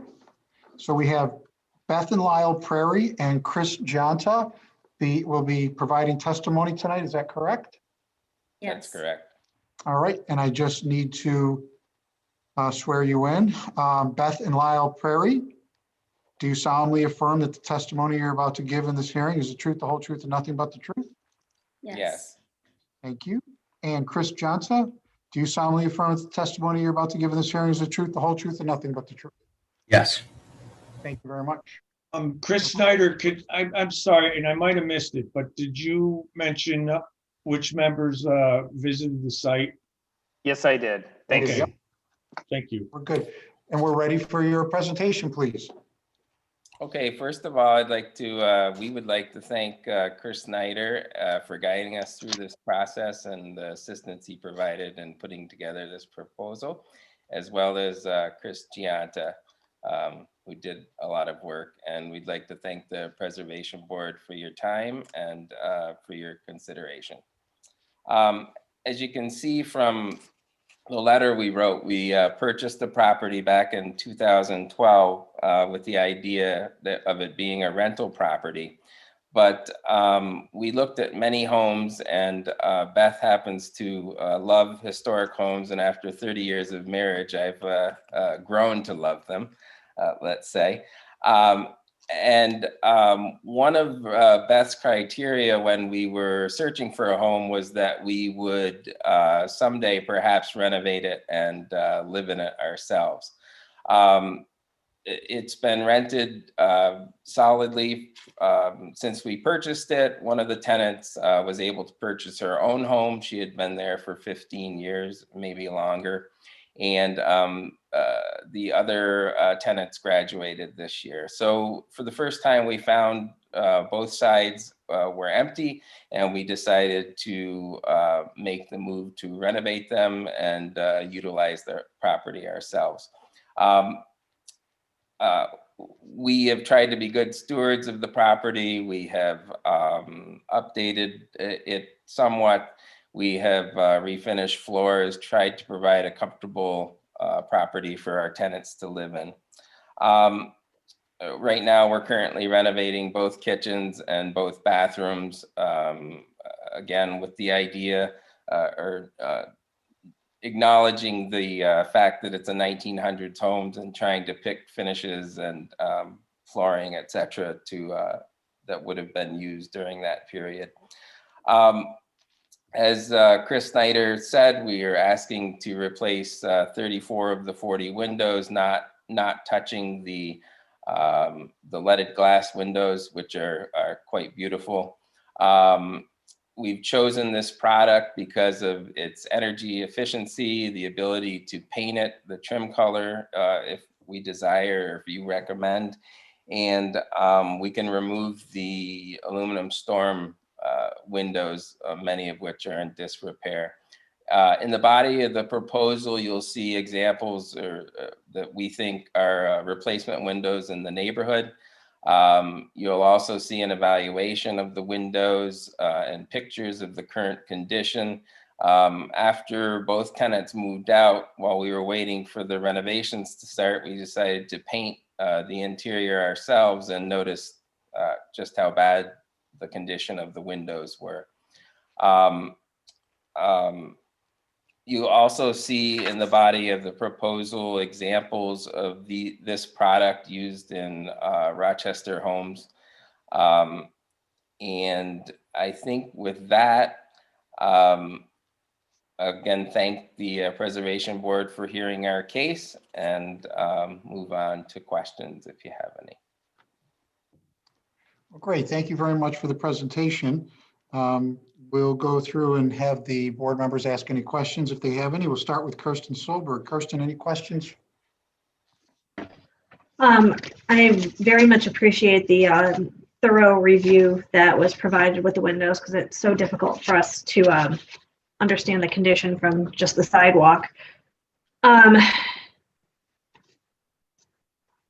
don't think I have questions other than the triple pane storm window. Are there any alternatives out there other than replacing the triple pane storm window, or is that the only option we have in terms of the storm if you were to restore these windows? I do not know the answer to that question. Yeah. You're in the triple just because they're track. so limiting with the sight lines. I think one of the benefits of this product is that it maximizes the amount of glass in the window, yet provides a high energy efficiency, and that the rails nearly match the existing windows. So if we remove the existing storm windows, I think, and I'm by no means an expert on this, it would restore the building's appearance to the way it would likely have been in 1900. Is that Right. fair? Yes. Okay, that was my only question. Thank you.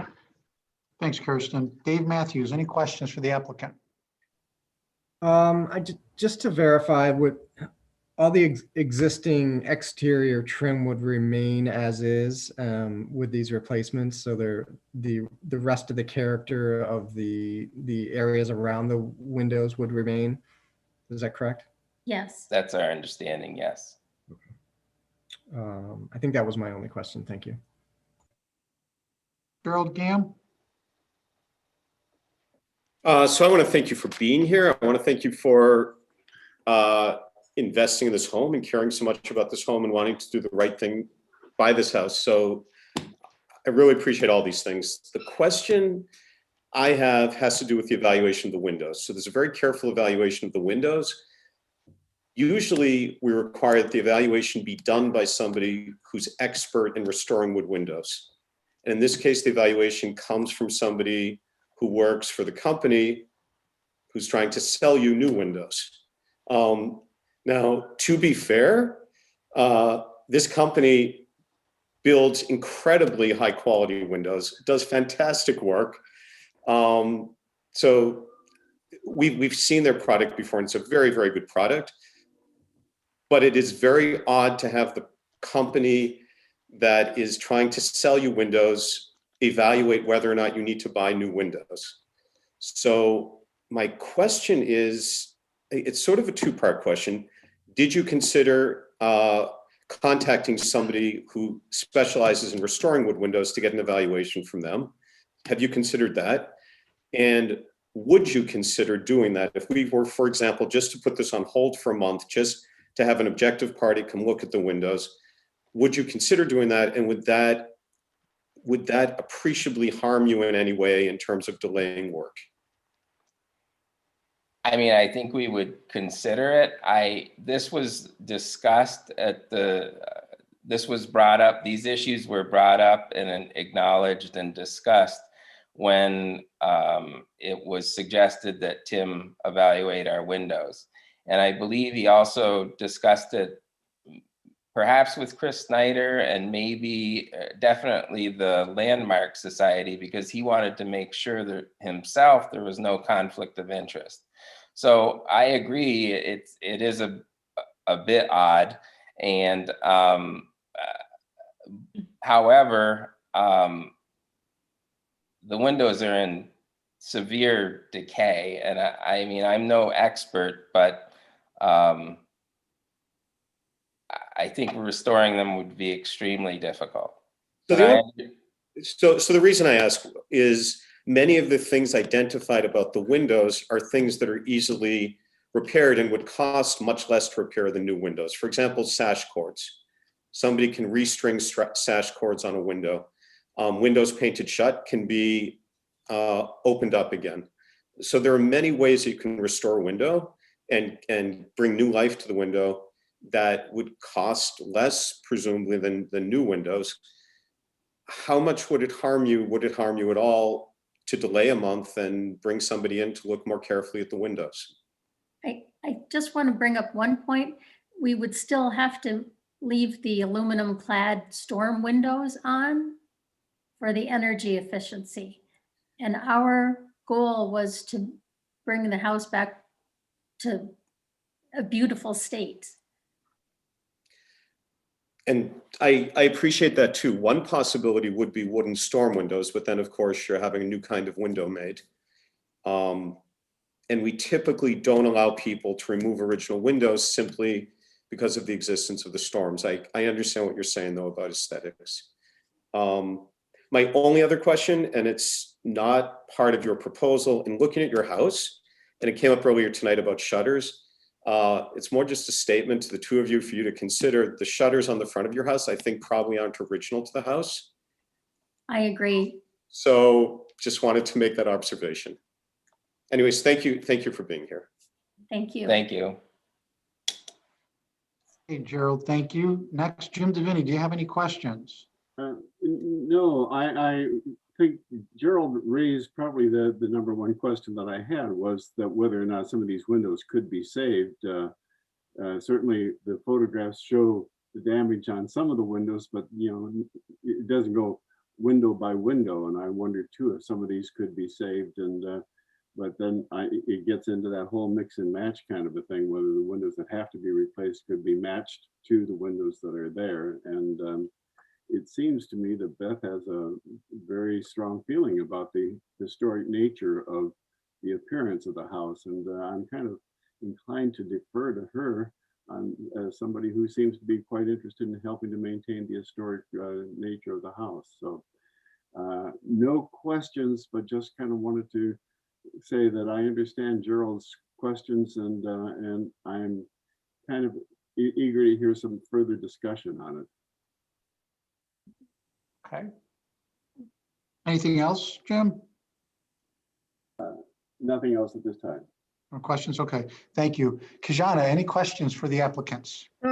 No, just appreciate you wanting to beautify this home, continue to beautify this home. Has a lot of character to it, regardless of which way you go in terms of your existing plan or looking for someone to restore some of the windows. There appears to be a great amount of lead paint there, so just be cautious. Yes, we're aware of that. Thank you. Yes. Okay, thanks, Kijana. I guess I don't have any questions. My question really was Gerald's question, but I have no further questions. Deborah Beardsley? I don't have any further questions either. I really appreciate this application and the stewardship of this property.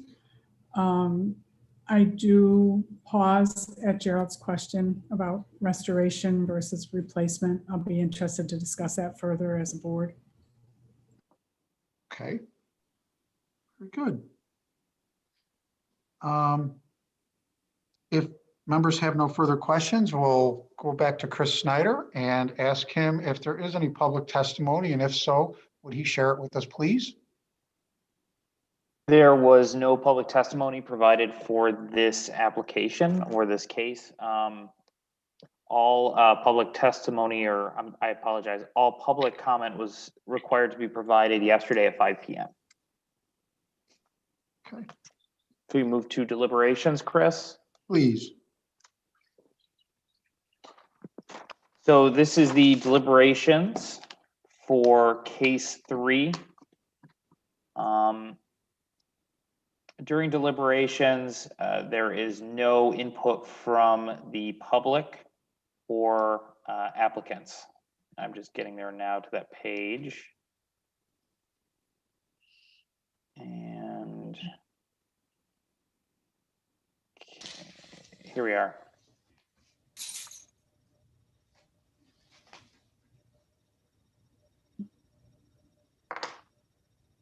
So if you guys want to go through the deliberations now. Great. All set. Thank you. Okay, we'll start with Kirsten. I'm struggling with this one. I think having another expert come in, and if to piecemeal isn't necessarily the right solution, because you end up potentially with half of them with storms in their original condition and half new. And I don't think that's the aesthetic that we want. So it's really a one or the other situation. And my struggle, which I think everybody's kind of questioning, is in terms of the guidelines, what's more important to us? Maintaining, if we find out that they can all be restored, which they probably can be, is it more important to have the original material? Or is it more important to have a new window with the more historically appropriate sight lines without the storm windows?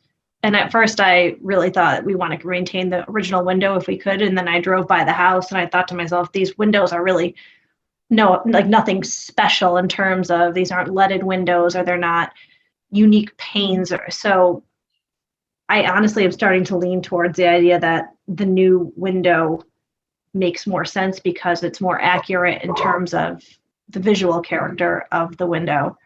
But I'd like to hear everybody else's thoughts too. Okay, thanks, Kirsten. That put it pretty well. Dave Matthews, what are your thoughts? Yeah, how many of these discussions have we had over the, since I've been on the board last 3 years? Looking at the photos, there are a number of windows that have corner reinforcement, and then also where the wood looks like it's pretty deteriorated. So, at least from the smattering of photos that we have, it looks like there's reason for the concern about the windows. Could they be restored? Probably, but some of them probably need replacement as well.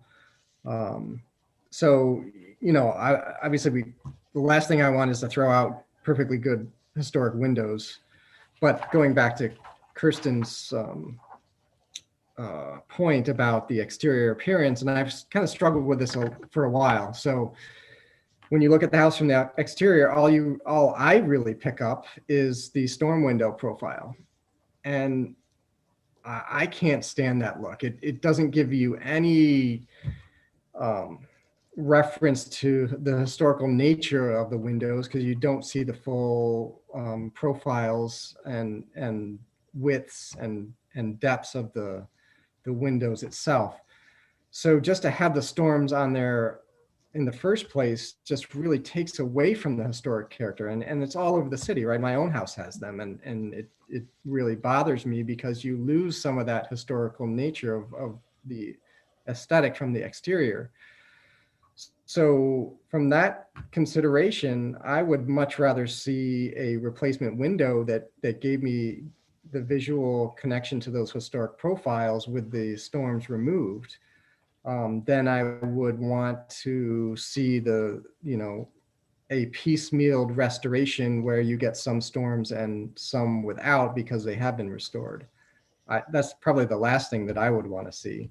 I'd rather see consistency across the entire project. And it looks like this case, and maybe more advice would tell us this, or maybe not, but some of them. Yeah, sure. Could I just jump in and say, I mean, if they have to be replaced, they can always be replaced with a wood window. With a wood storm window, you mean, or? No, with a wooden window, just the way it is now. And then they would. I understand your point about perfectly, and I actually agree with it. But if the windows have to be replaced, they don't have to be replaced with this product. They could be replaced with an original wooden window. But go ahead. I didn't mean to interrupt.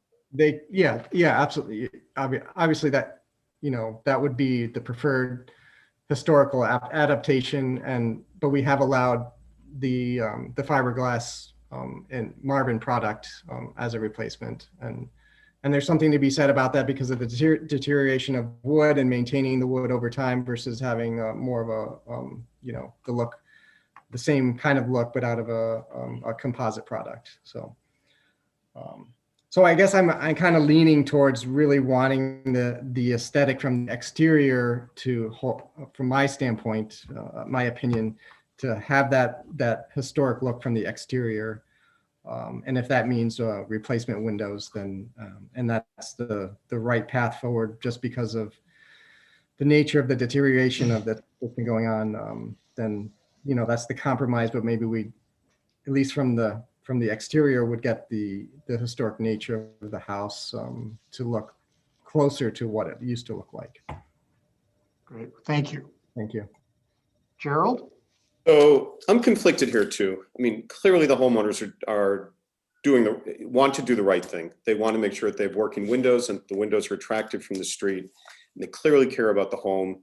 And it's important that they hear that we appreciate all of that and that ultimately we're supportive of doing the right thing by this house and supporting them in doing it. The challenge I have as I listen to Kirsten and Dave talking about the outward appearance is the preservation standards that we're bound to enforce. So Chris, if you can pull up page 77.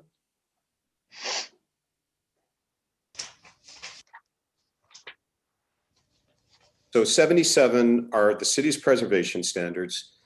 The first sentence is a very strong, simple sentence. An original window may be replaced only if it is beyond reasonable repair.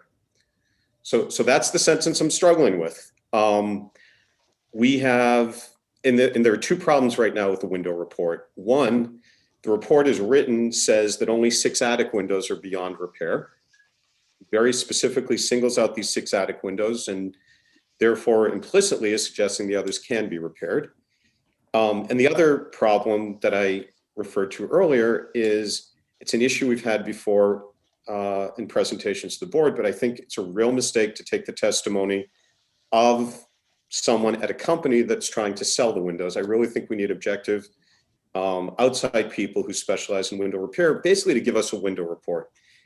Having said all of that, my thought is if we were to get a window report from somebody who restores historic wood windows, the report would probably say these windows are in rough shape.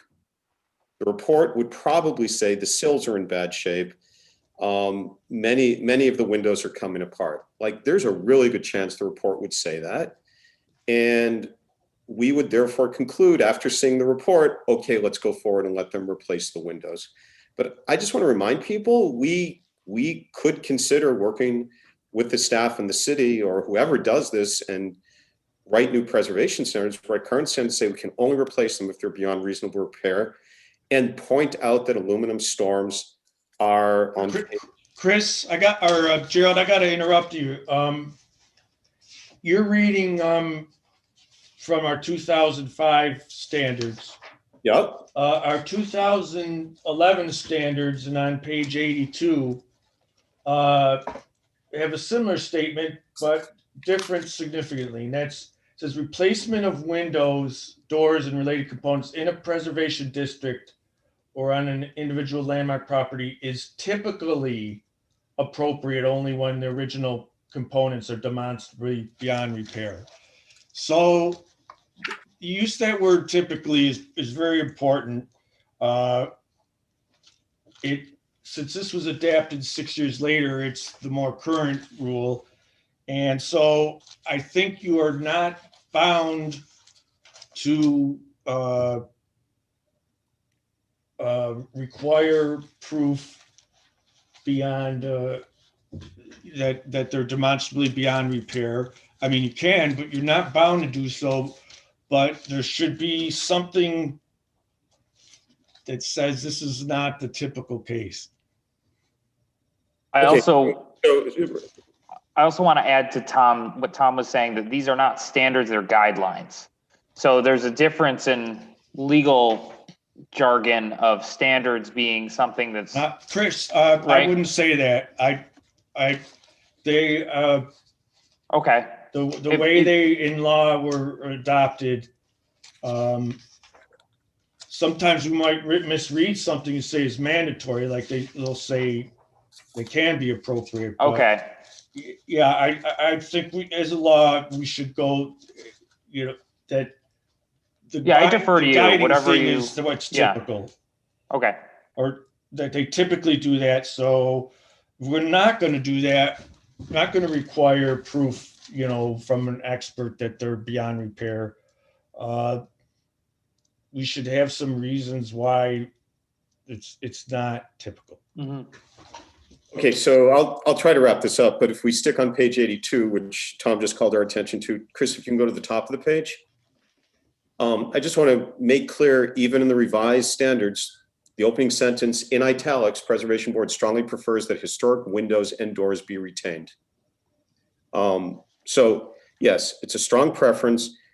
Again, I'm saying this as somebody who thinks I could be brought around to voting to replace all these windows, that fiberglass windows are an acceptable substitute, that the fiberglass windows that are proposed are very high quality windows, and I could come around to supporting this. I just wish that we had a window report by somebody who specializes in window restoration and repair, and not from the company that's proposing to sell windows. And I think that's an important principle for us tonight, an important principle moving forward, and maybe something we want to articulate more clearly to applicants in advance, so that they can bring an independent expert. So if I were to make a recommendation, it would be simply to hold this, let somebody else look at the windows, invite the applicants back next month. I expect, unless we hear something new, that we would then approve it next month, but I would want just an independent person to look at the windows. Thank you, Gerald. Jim Divinity, your thoughts, please. Well, certainly the weather being what it is, I don't know that there's any rush to start ripping windows out and replacing them for at least till spring arrives. So the idea of holding the proposal does not seem untoward for me.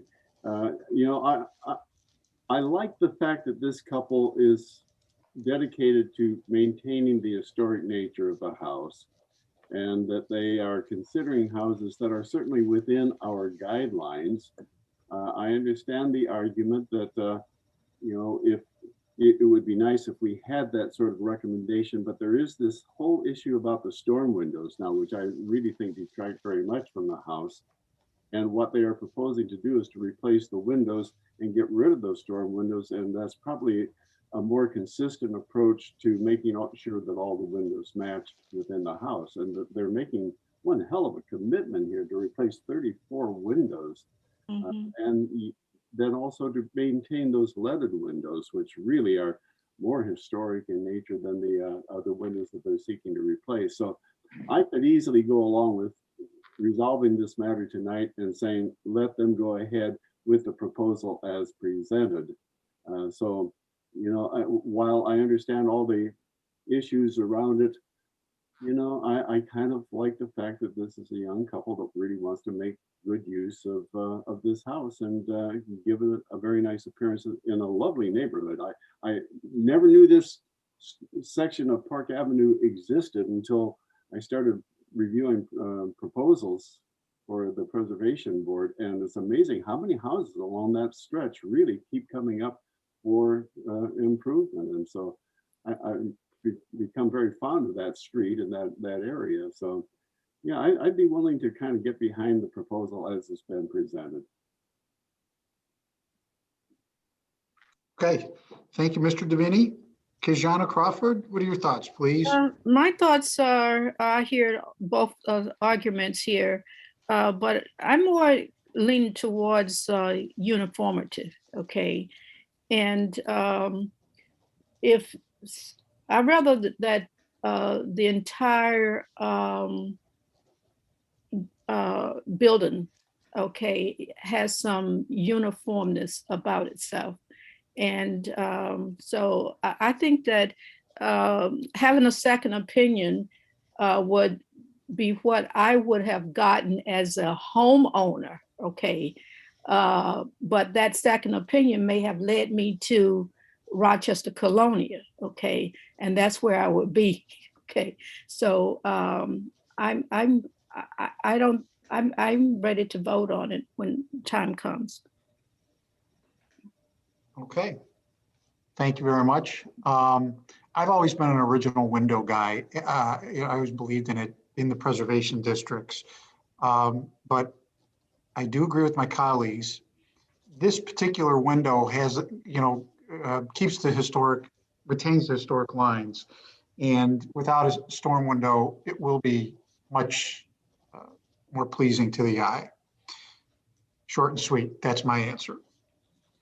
Deborah? This is a pretty complicated discussion.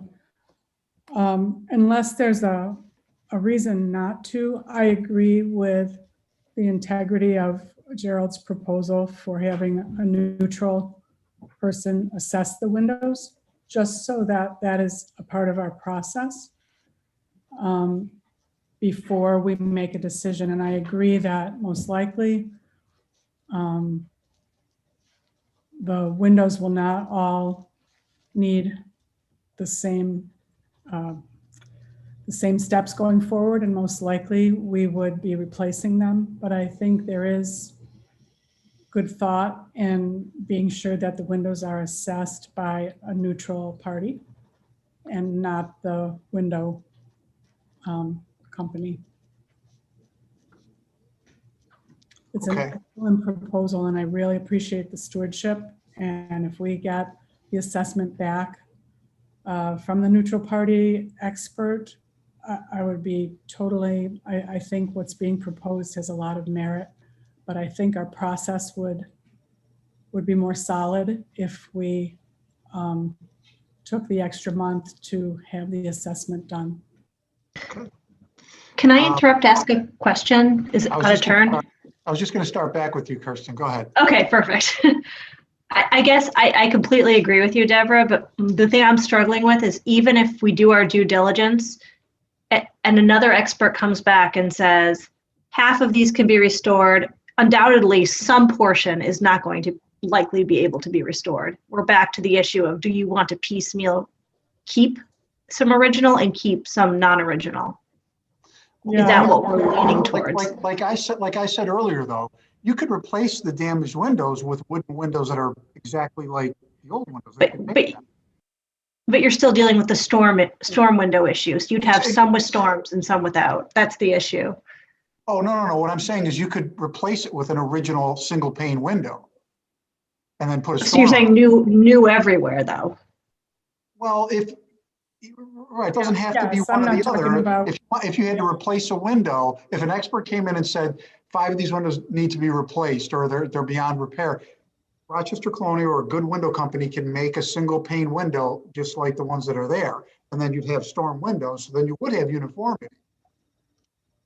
Right. So we're saying that our preference is to have the storm window look, though.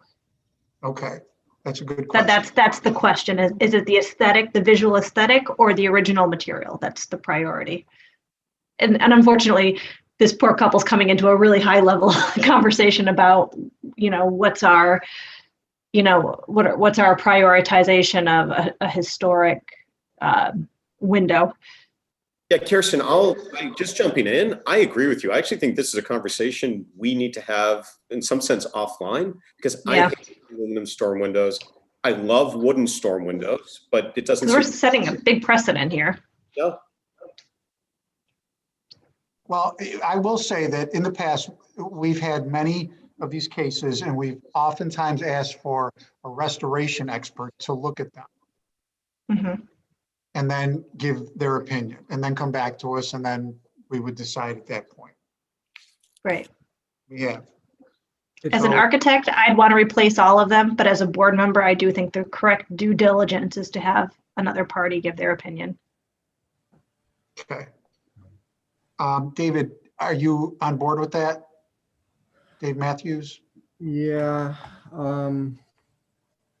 Yes, having the third party opinion, absolutely. And I maybe want to make a suggestion that become the standard across the board. So when applicants come in, we don't have to keep asking for it. It just become, we need a third party assessment if they're going to replace, windows. And then we don't have to kind of deal with that. So maybe that's just something for all of us to consider. And then we don't have to agonize over this continually. Okay, and I know Jim and Kajana basically said the same things, just to save time. I don't want to have to, keep going back to everyone unless someone wants to say something. But okay, sounds like we may be in agreement like that if someone wanted to give us a motion. I'm in agreement. I just want to reiterate that, if half of them only half of them can be restored, I don't agree with that. Keeping, piecemealing in. I'd rather have the consistency across the board. Yeah, and I would say even as the extremist on the board, if 3/4 of them could be restored, but a quarter of them are in really bad shape, I'd be okay replacing these windows. For me, it's the principle of having an objective third-party assessment. Okay. We got another case to get to. Can I get a motion, please? Gerald? Sure. So this is a motion for case number 3, file number A-034-2021, to remove 34 of the 40 existing wood windows and replace them with fiberglass replacement windows, that we hold this application to a future meeting, hoping the homeowners can return as soon as possible, but giving them up to 3 months to return. You want to be specific that we want to get someone, a restoration expert, to look at them? Oh, yeah, that's actually a really good point. We are holding it, and the one piece of additional information we need is a window assessment by somebody who is an independent expert, independent of the company that would sell the new windows, and that is expert in restoring historic wood windows. Second. A motion has been properly made by Gerald Gamm and properly seconded by Deborah Beardsley. I will now do a roll call vote. So let's see, we're third. So we're going to start with Kirsten. Kirsten, do you vote yay or nay for this motion? I vote yay. Kirsten Solberg votes yay for this motion. David Matthews? I vote yay. David Matthews votes yay for this motion. Gerald Gamm? I vote yay. Gerald Gamm votes yay for this motion. Jim Divinity? I vote yay. Jim Divinity votes yay for this motion. Kajana Crawford? Yay. Kajana Crawford votes yay for this motion. Christopher Coretta, I will vote yay for this motion. And Deborah Beardsley? I vote yay. Deborah Beardsley votes yay for this motion. There are 7 votes for yay. Unanimous. That would close this case. Thank you very much.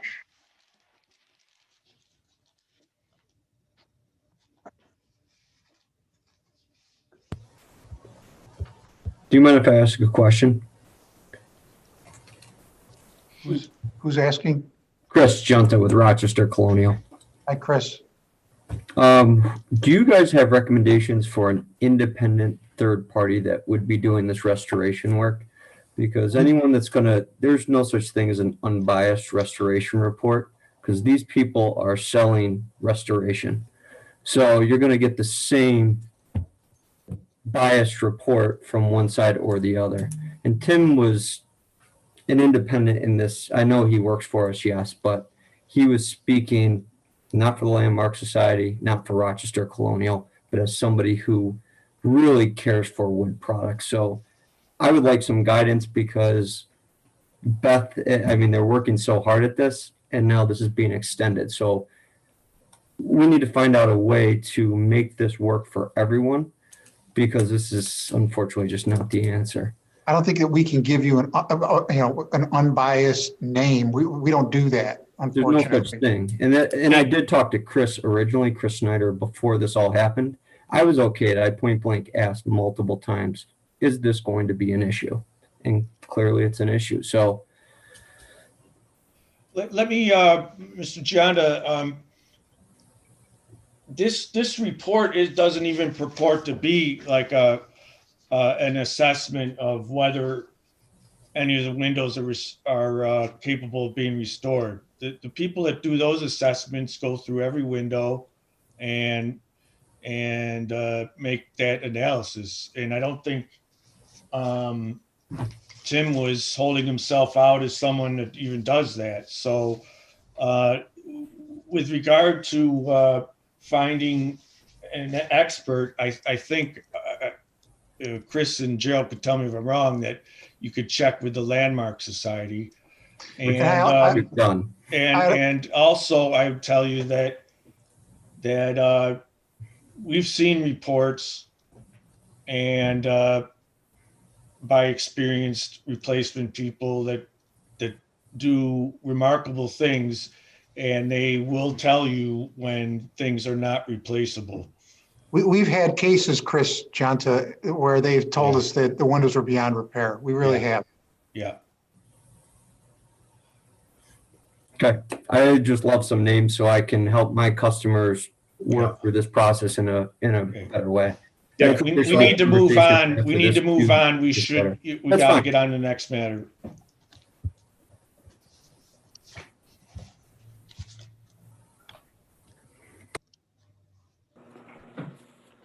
Okay, so the next case is case 4. It's the last case tonight. File A-035-20-21 for a certificate of appropriateness. The applicants are Steve Elperin, who is the plan preparer, and Edith Weiss, who is the property owner. I think tonight we have Steve Elperin with us, and also the contractor for the project. The request is to legalize the replacement of 2 wood overhead garage doors and a wood side entry door with 2 8 by 10 foot stamped steel garage doors and a steel side entry door on the 2-bay garage at the rear of this multifamily dwelling. This is a legalization case. Give me one second. Oh, is there any, I apologize. I meant to say this before we start this next case. We're going to take a 5-minute recess. And then we'll be right back to it at request of board member. Okay, thank you.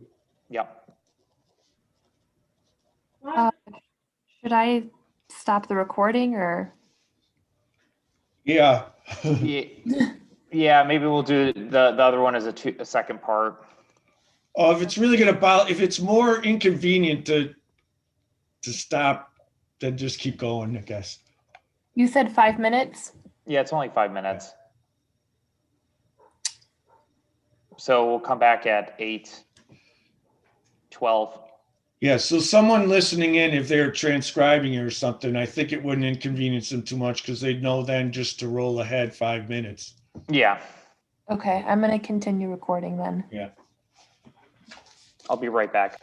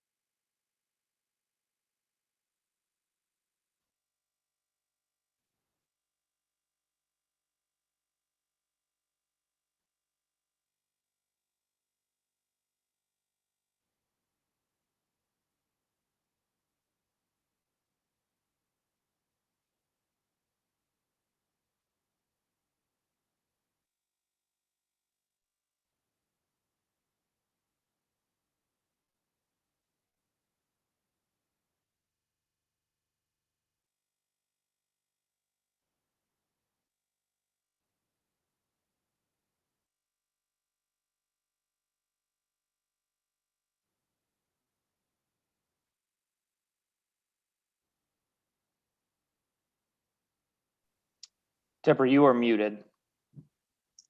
There you are. Hey, Chris, thank you. No problem.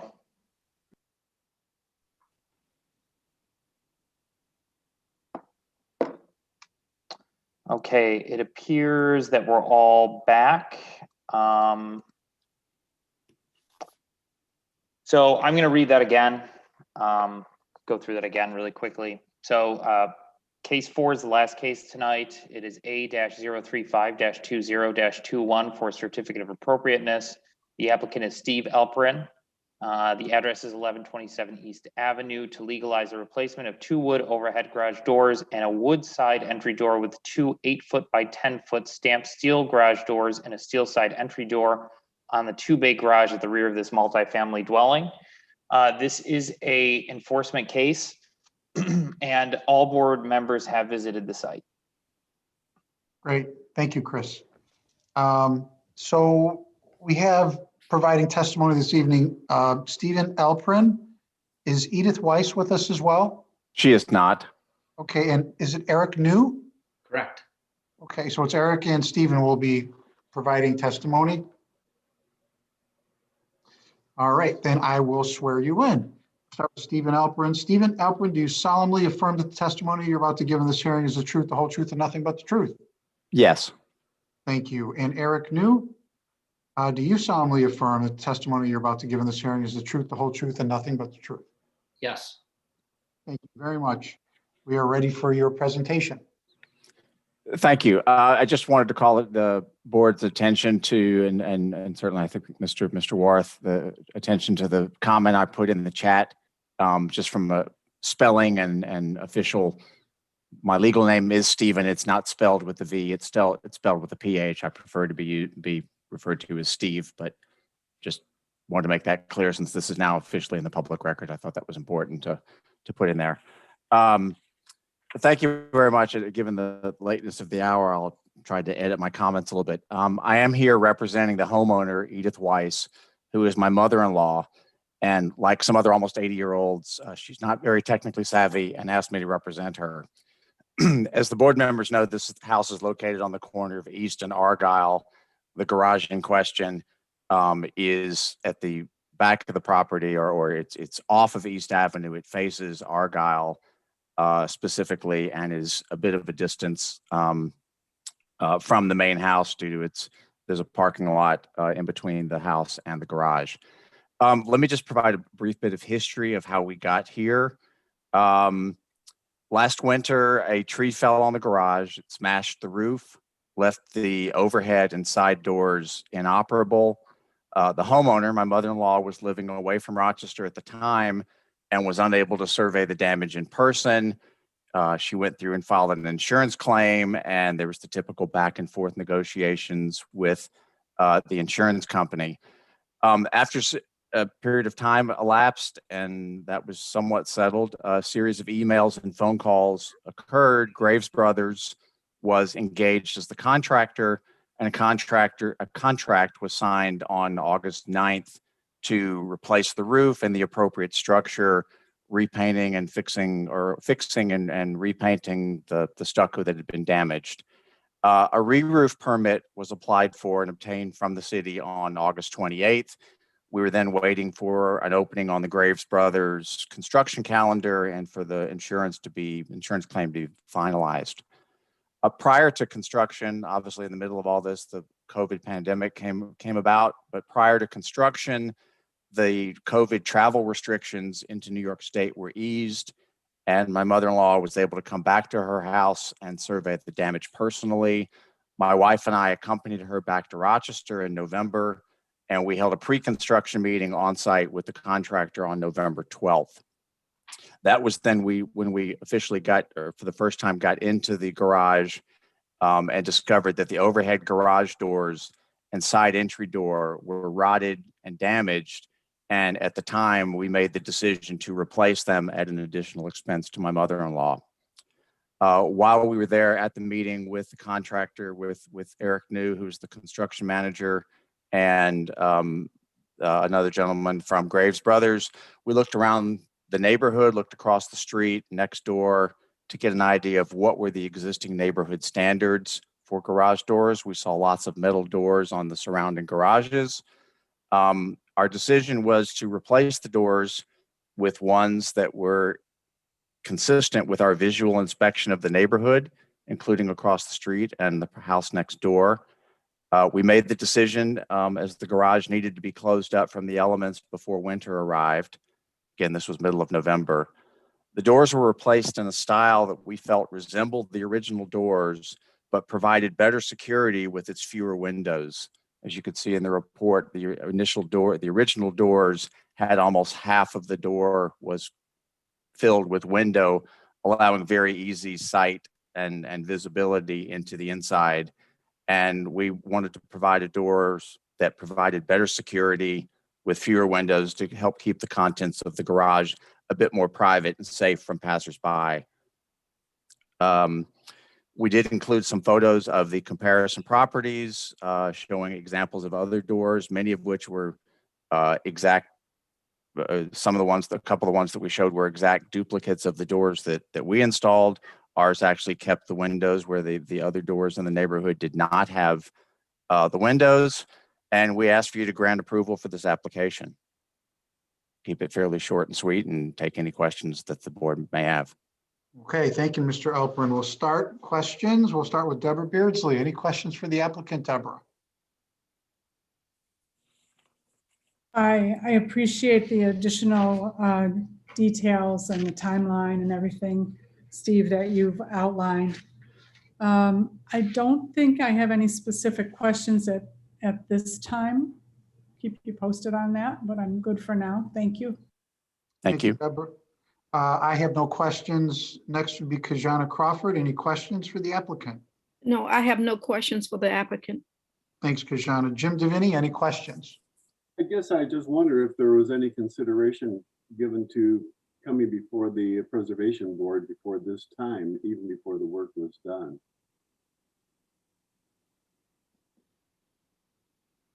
To be honest with you, as I said I would be, we were not sure what the requirements, if there were requirements to be had. And when I did a quick Google search for, Rochester Historic Preservation, I saw information about the board. Frankly, I did not see anything about the standards. I have since discovered where they are and learned more about it. We did try to reach out and, left a voicemail at the time trying to get some additional information to find out if there's anything we had to do from a historic preservation point of view. And obviously everybody's on, COVID pandemic and other things, it's sometimes communications are not connected. Two parties are not connected as they need to be. And so we frankly relied on our sort of visual inspection of the neighborhood to see what felt appropriate. And frankly, we did have the option, and it was presented to us that we could just keep everything very secure and not put any windows in the door. And we thought a better compromise rather than doing that, which again, as we looked across the street, for those of you that did the site survey and noticed in our comparison report, the house directly across the street where the garage faces this one, they have similar looking doors with no windows. So we felt to try and mimic or be appropriate to the custom of what the previous doors were, it made sense for us to, put in some windows. Okay, thank you. Jim, any further questions? No further questions. Gerald Cam, any questions? Yes, first of all, thank you for being here. This is agonizing, and I just need to say that up front, Steve, because it's a lot easier to give feedback on a prospective case than on a case where the installation has already been made. So questions I have, and I will note the original garage doors and the original side door, the person door, were beautiful, beautiful wood doors. And so I really appreciate that we have those photographs to look at as reference points.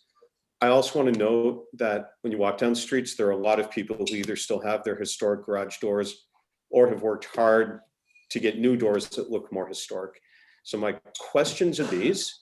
Are there garage doors available that show more than the 4 windows across, that might show 2 rows of windows like your old doors did? And this is an almost incidental question, but is the plan to paint these doors a different color to match the colors on the house? Because as I stood on East Avenue and looked at the person door, I was struck by 2 things. 1, the absence of glass and the fact that this clearly wasn't a historic door.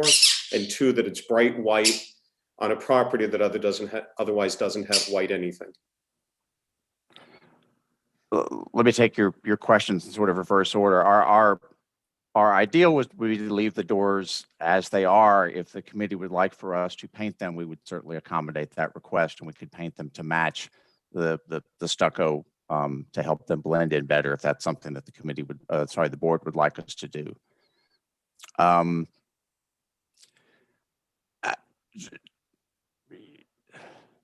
sure there are lots of other possible doors that we could have installed as we were meeting with the contractor and looking at options. You know, that was what we felt was the appropriate door, as I said, to blend it, to mimic the style of the original doors and yet provide a little bit more security. Okay, thank you. Okay, thank you, Gerald. David Matthews, any questions? The side man door does have glass on it. It's not a solid panel door. It does have glass on it. If you look at No, I completely know it has glass on it, but the old door has 9 very, very large panels of glass. This has 6 tiny little panels of glass. It's a very different door. Okay. Just clarifying. Dave Matthews, any questions? Does was the old door thrown out, or do you still have? All the old materials were beyond repair. Everything, it looked like years of water damage, and on top of that, everything was smashed from the tree that fell on it. So yes, everything was disposed of during the demo phase. Okay. Second question, would you, since the new doors come in panels, right? Horizontal panels. Would you and or the owner be open to replacing the top panel to match the second panel down? So the pattern of glass would be 8 panels of glass over 8 solid panels to potentially get closer to what the old door looked like. Is that something that you would consider? If that's the decision of the board, then I'm not sure we have much choice behind it. Other than that, again, our concern was trying to provide a little bit more security for the contents of the garage and still, mimic the style of what had been there previously. Yeah, I think that what's here now doesn't mimic the old style. So I think I'm just trying to throw out, some ideas that we can consider and work through with you. We want to work with you on it, but we want to work with everybody who comes in front of us. We're held to our guidelines and preservation standards. So we're, from that standpoint, we're looking at, the pictures of what was there and trying to get closer to, what was bringing back maybe some historic fabric to at least mimic what was there, since the old doesn't exist anymore. So if you're open to some suggestions, then that's great. We appreciate that.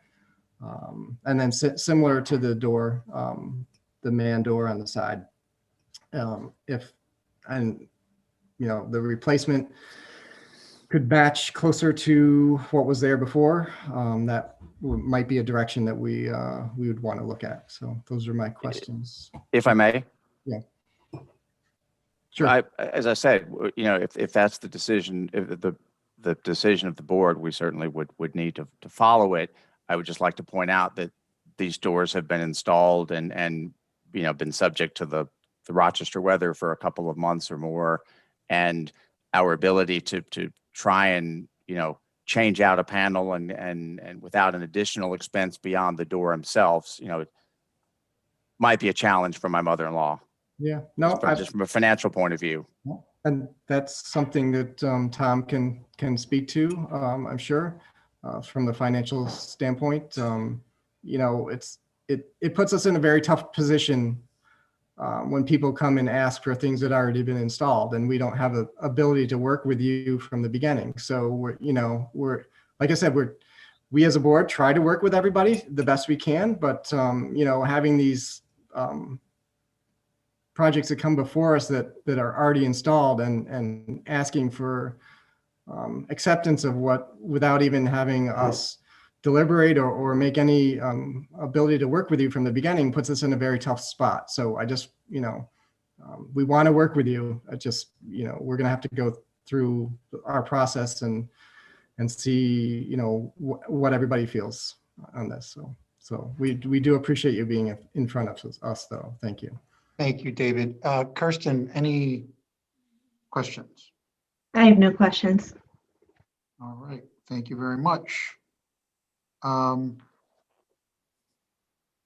Any public testimony, Chris Snyder? There was no public testimony provided for this case. All public comments were required by 5 p.m. yesterday. And we can go into deliberations if you are ready to do so, Chris. I am ready if board members are. I guess we'll start with Deborah Beardsley, please. What are your thoughts on this case? My thoughts are that we should aim for at least a somewhat closer match to what was there originally. I understood David's suggestion about adding a second row of lights. I know it's a tough situation. I don't think what's there right now is good enough and appropriate enough to approve. I think painting these doors would help to a certain extent in terms of muting them a bit, but that doesn't help entirely. And I would have to do a more thorough review of various cut sheets from various garage door companies to see what other options might be more viable. Replacing one horizontal row, I don't understand the mechanics of the door as much as clearly David and some others do, but replacing one row to get 2 rows of lights helps a little. The lights are not the same proportion and still would really not have the same feeling, but I think that would go a long way. Those are my thoughts. Thank you. I'm next. My thoughts are that it's unfortunate. It's a very difficult thing to do or to say, but in all reality, it really don't fit our preservation guidelines. It really should be something more suitable. I think it's as simple as that. And it goes for the door, the person door, as well as the garage doors. Kajana, your thoughts? I agree. You know, I'm sympathetic to, you know, the conditions under which they were installed, but the bottom line is that they do not meet preservation standards. And I think that we need, as a committee, to continuously be consistent. So we need to find and help them find other alternatives, not only for the garage door, but also for the door itself. Thank you, Kajana. Jim Divinity. I thoroughly agree with the 3 comments that have been made already, and I support them. Gerald Gamm. So I'm on board with everybody else. I would to offer some concrete suggestions, and I don't know whether this means we approve it with modifications or we hold it and invite them to come back. I would specifically focus on 3 things.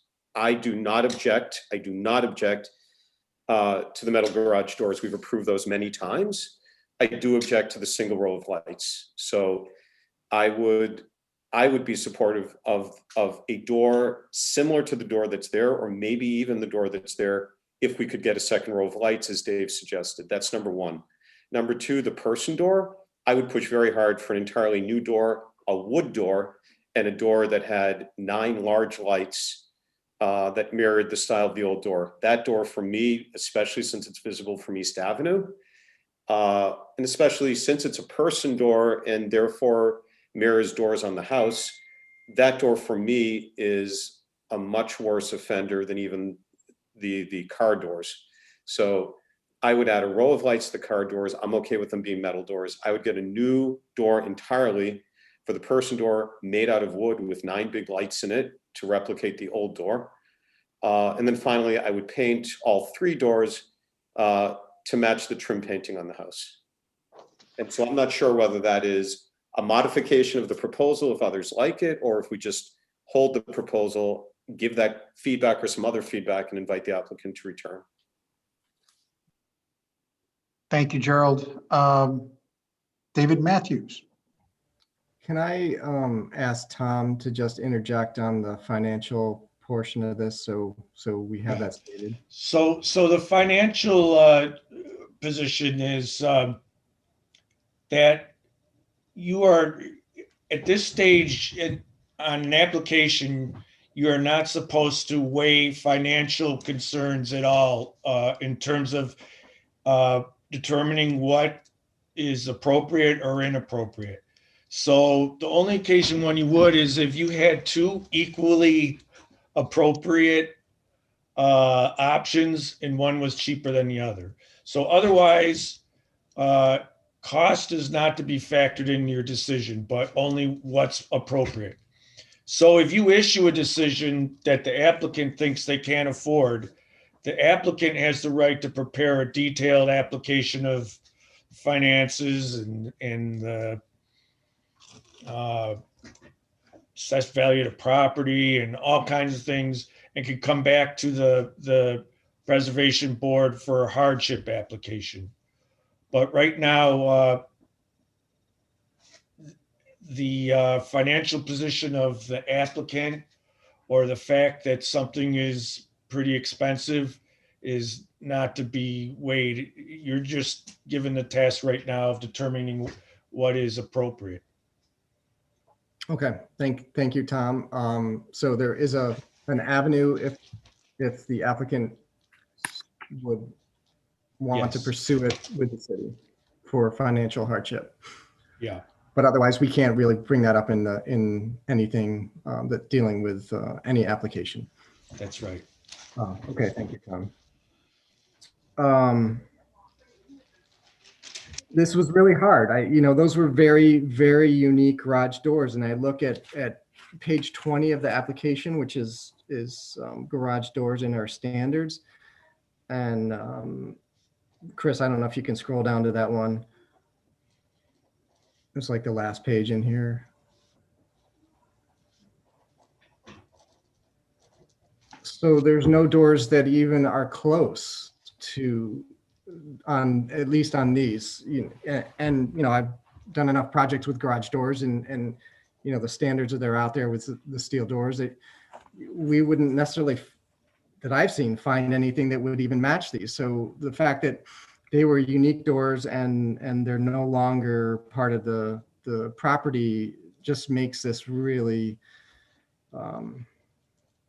tough to find a right solution. So I think I mentioned the row of lights above. So there's two rows. I don't know if the board would consider, these looked like they were carriage type doors. It's not clear whether they were on a track or they opened in a swinging nature like historic carriage doors used to. It's hard to tell.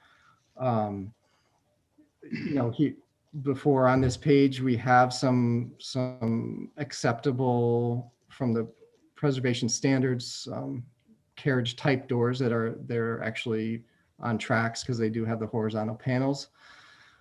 I don't know. I don't have a good solution to get back to where it was. So I think my preference would be for the applicant to, to hold the application and have them present us with some options to consider. And then we can make an appropriate assessment from there. I do agree with Gerald's comment that the colors stand out, and it looks like on the old pictures that the garage was white with white doors and there was a lot less contrast. So the fact that the garage now is kind of more of an earth tone, that the white doors stand out, and it just doesn't look like it's appropriate. So changing the color from white to something that's appropriate to the house palette of colors, I think would go a long way. But having some options to consider for what might be closer to what the old doors used to look like for the garage doors, and I think that might be an avenue of holding and letting them come back. And I agree with Gerald's comment about the side door, the man door. So those are my thoughts. Thank you. Kirsten Solberg. I don't really have anything else to say. I agree with everything that's been said. We need a wood man door to match the existing. And I think we're just looking for a garage door, the one that's there currently, just very off the shelf type of look. And we're looking to restore some of that unique quality to the carriage doors. And I agree that I think that the owner needs to come back with some suggestions. Okay. All right. If board members have nothing else to add, would someone like to give us a motion? I'll make the motion. Case number 4, filed A-035-20-21 for a certificate of appropriateness to legalize the replacement of 2 wood overhead garage doors and a wood side entry door with 2 8-foot by 10-foot stamped steel garage doors and a steel side entry door on a 2-bay garage at the rear of this multi-family dwelling, that we hold this application and allow the applicant to come back with options for the board to consider on the garage door style and a more appropriate side entry door. And the applicant should return to the board within a 3-month time period.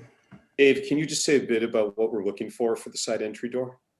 The side entry door should match in style and number of glass panels, match what the picture shows on this application, that was the door that was removed.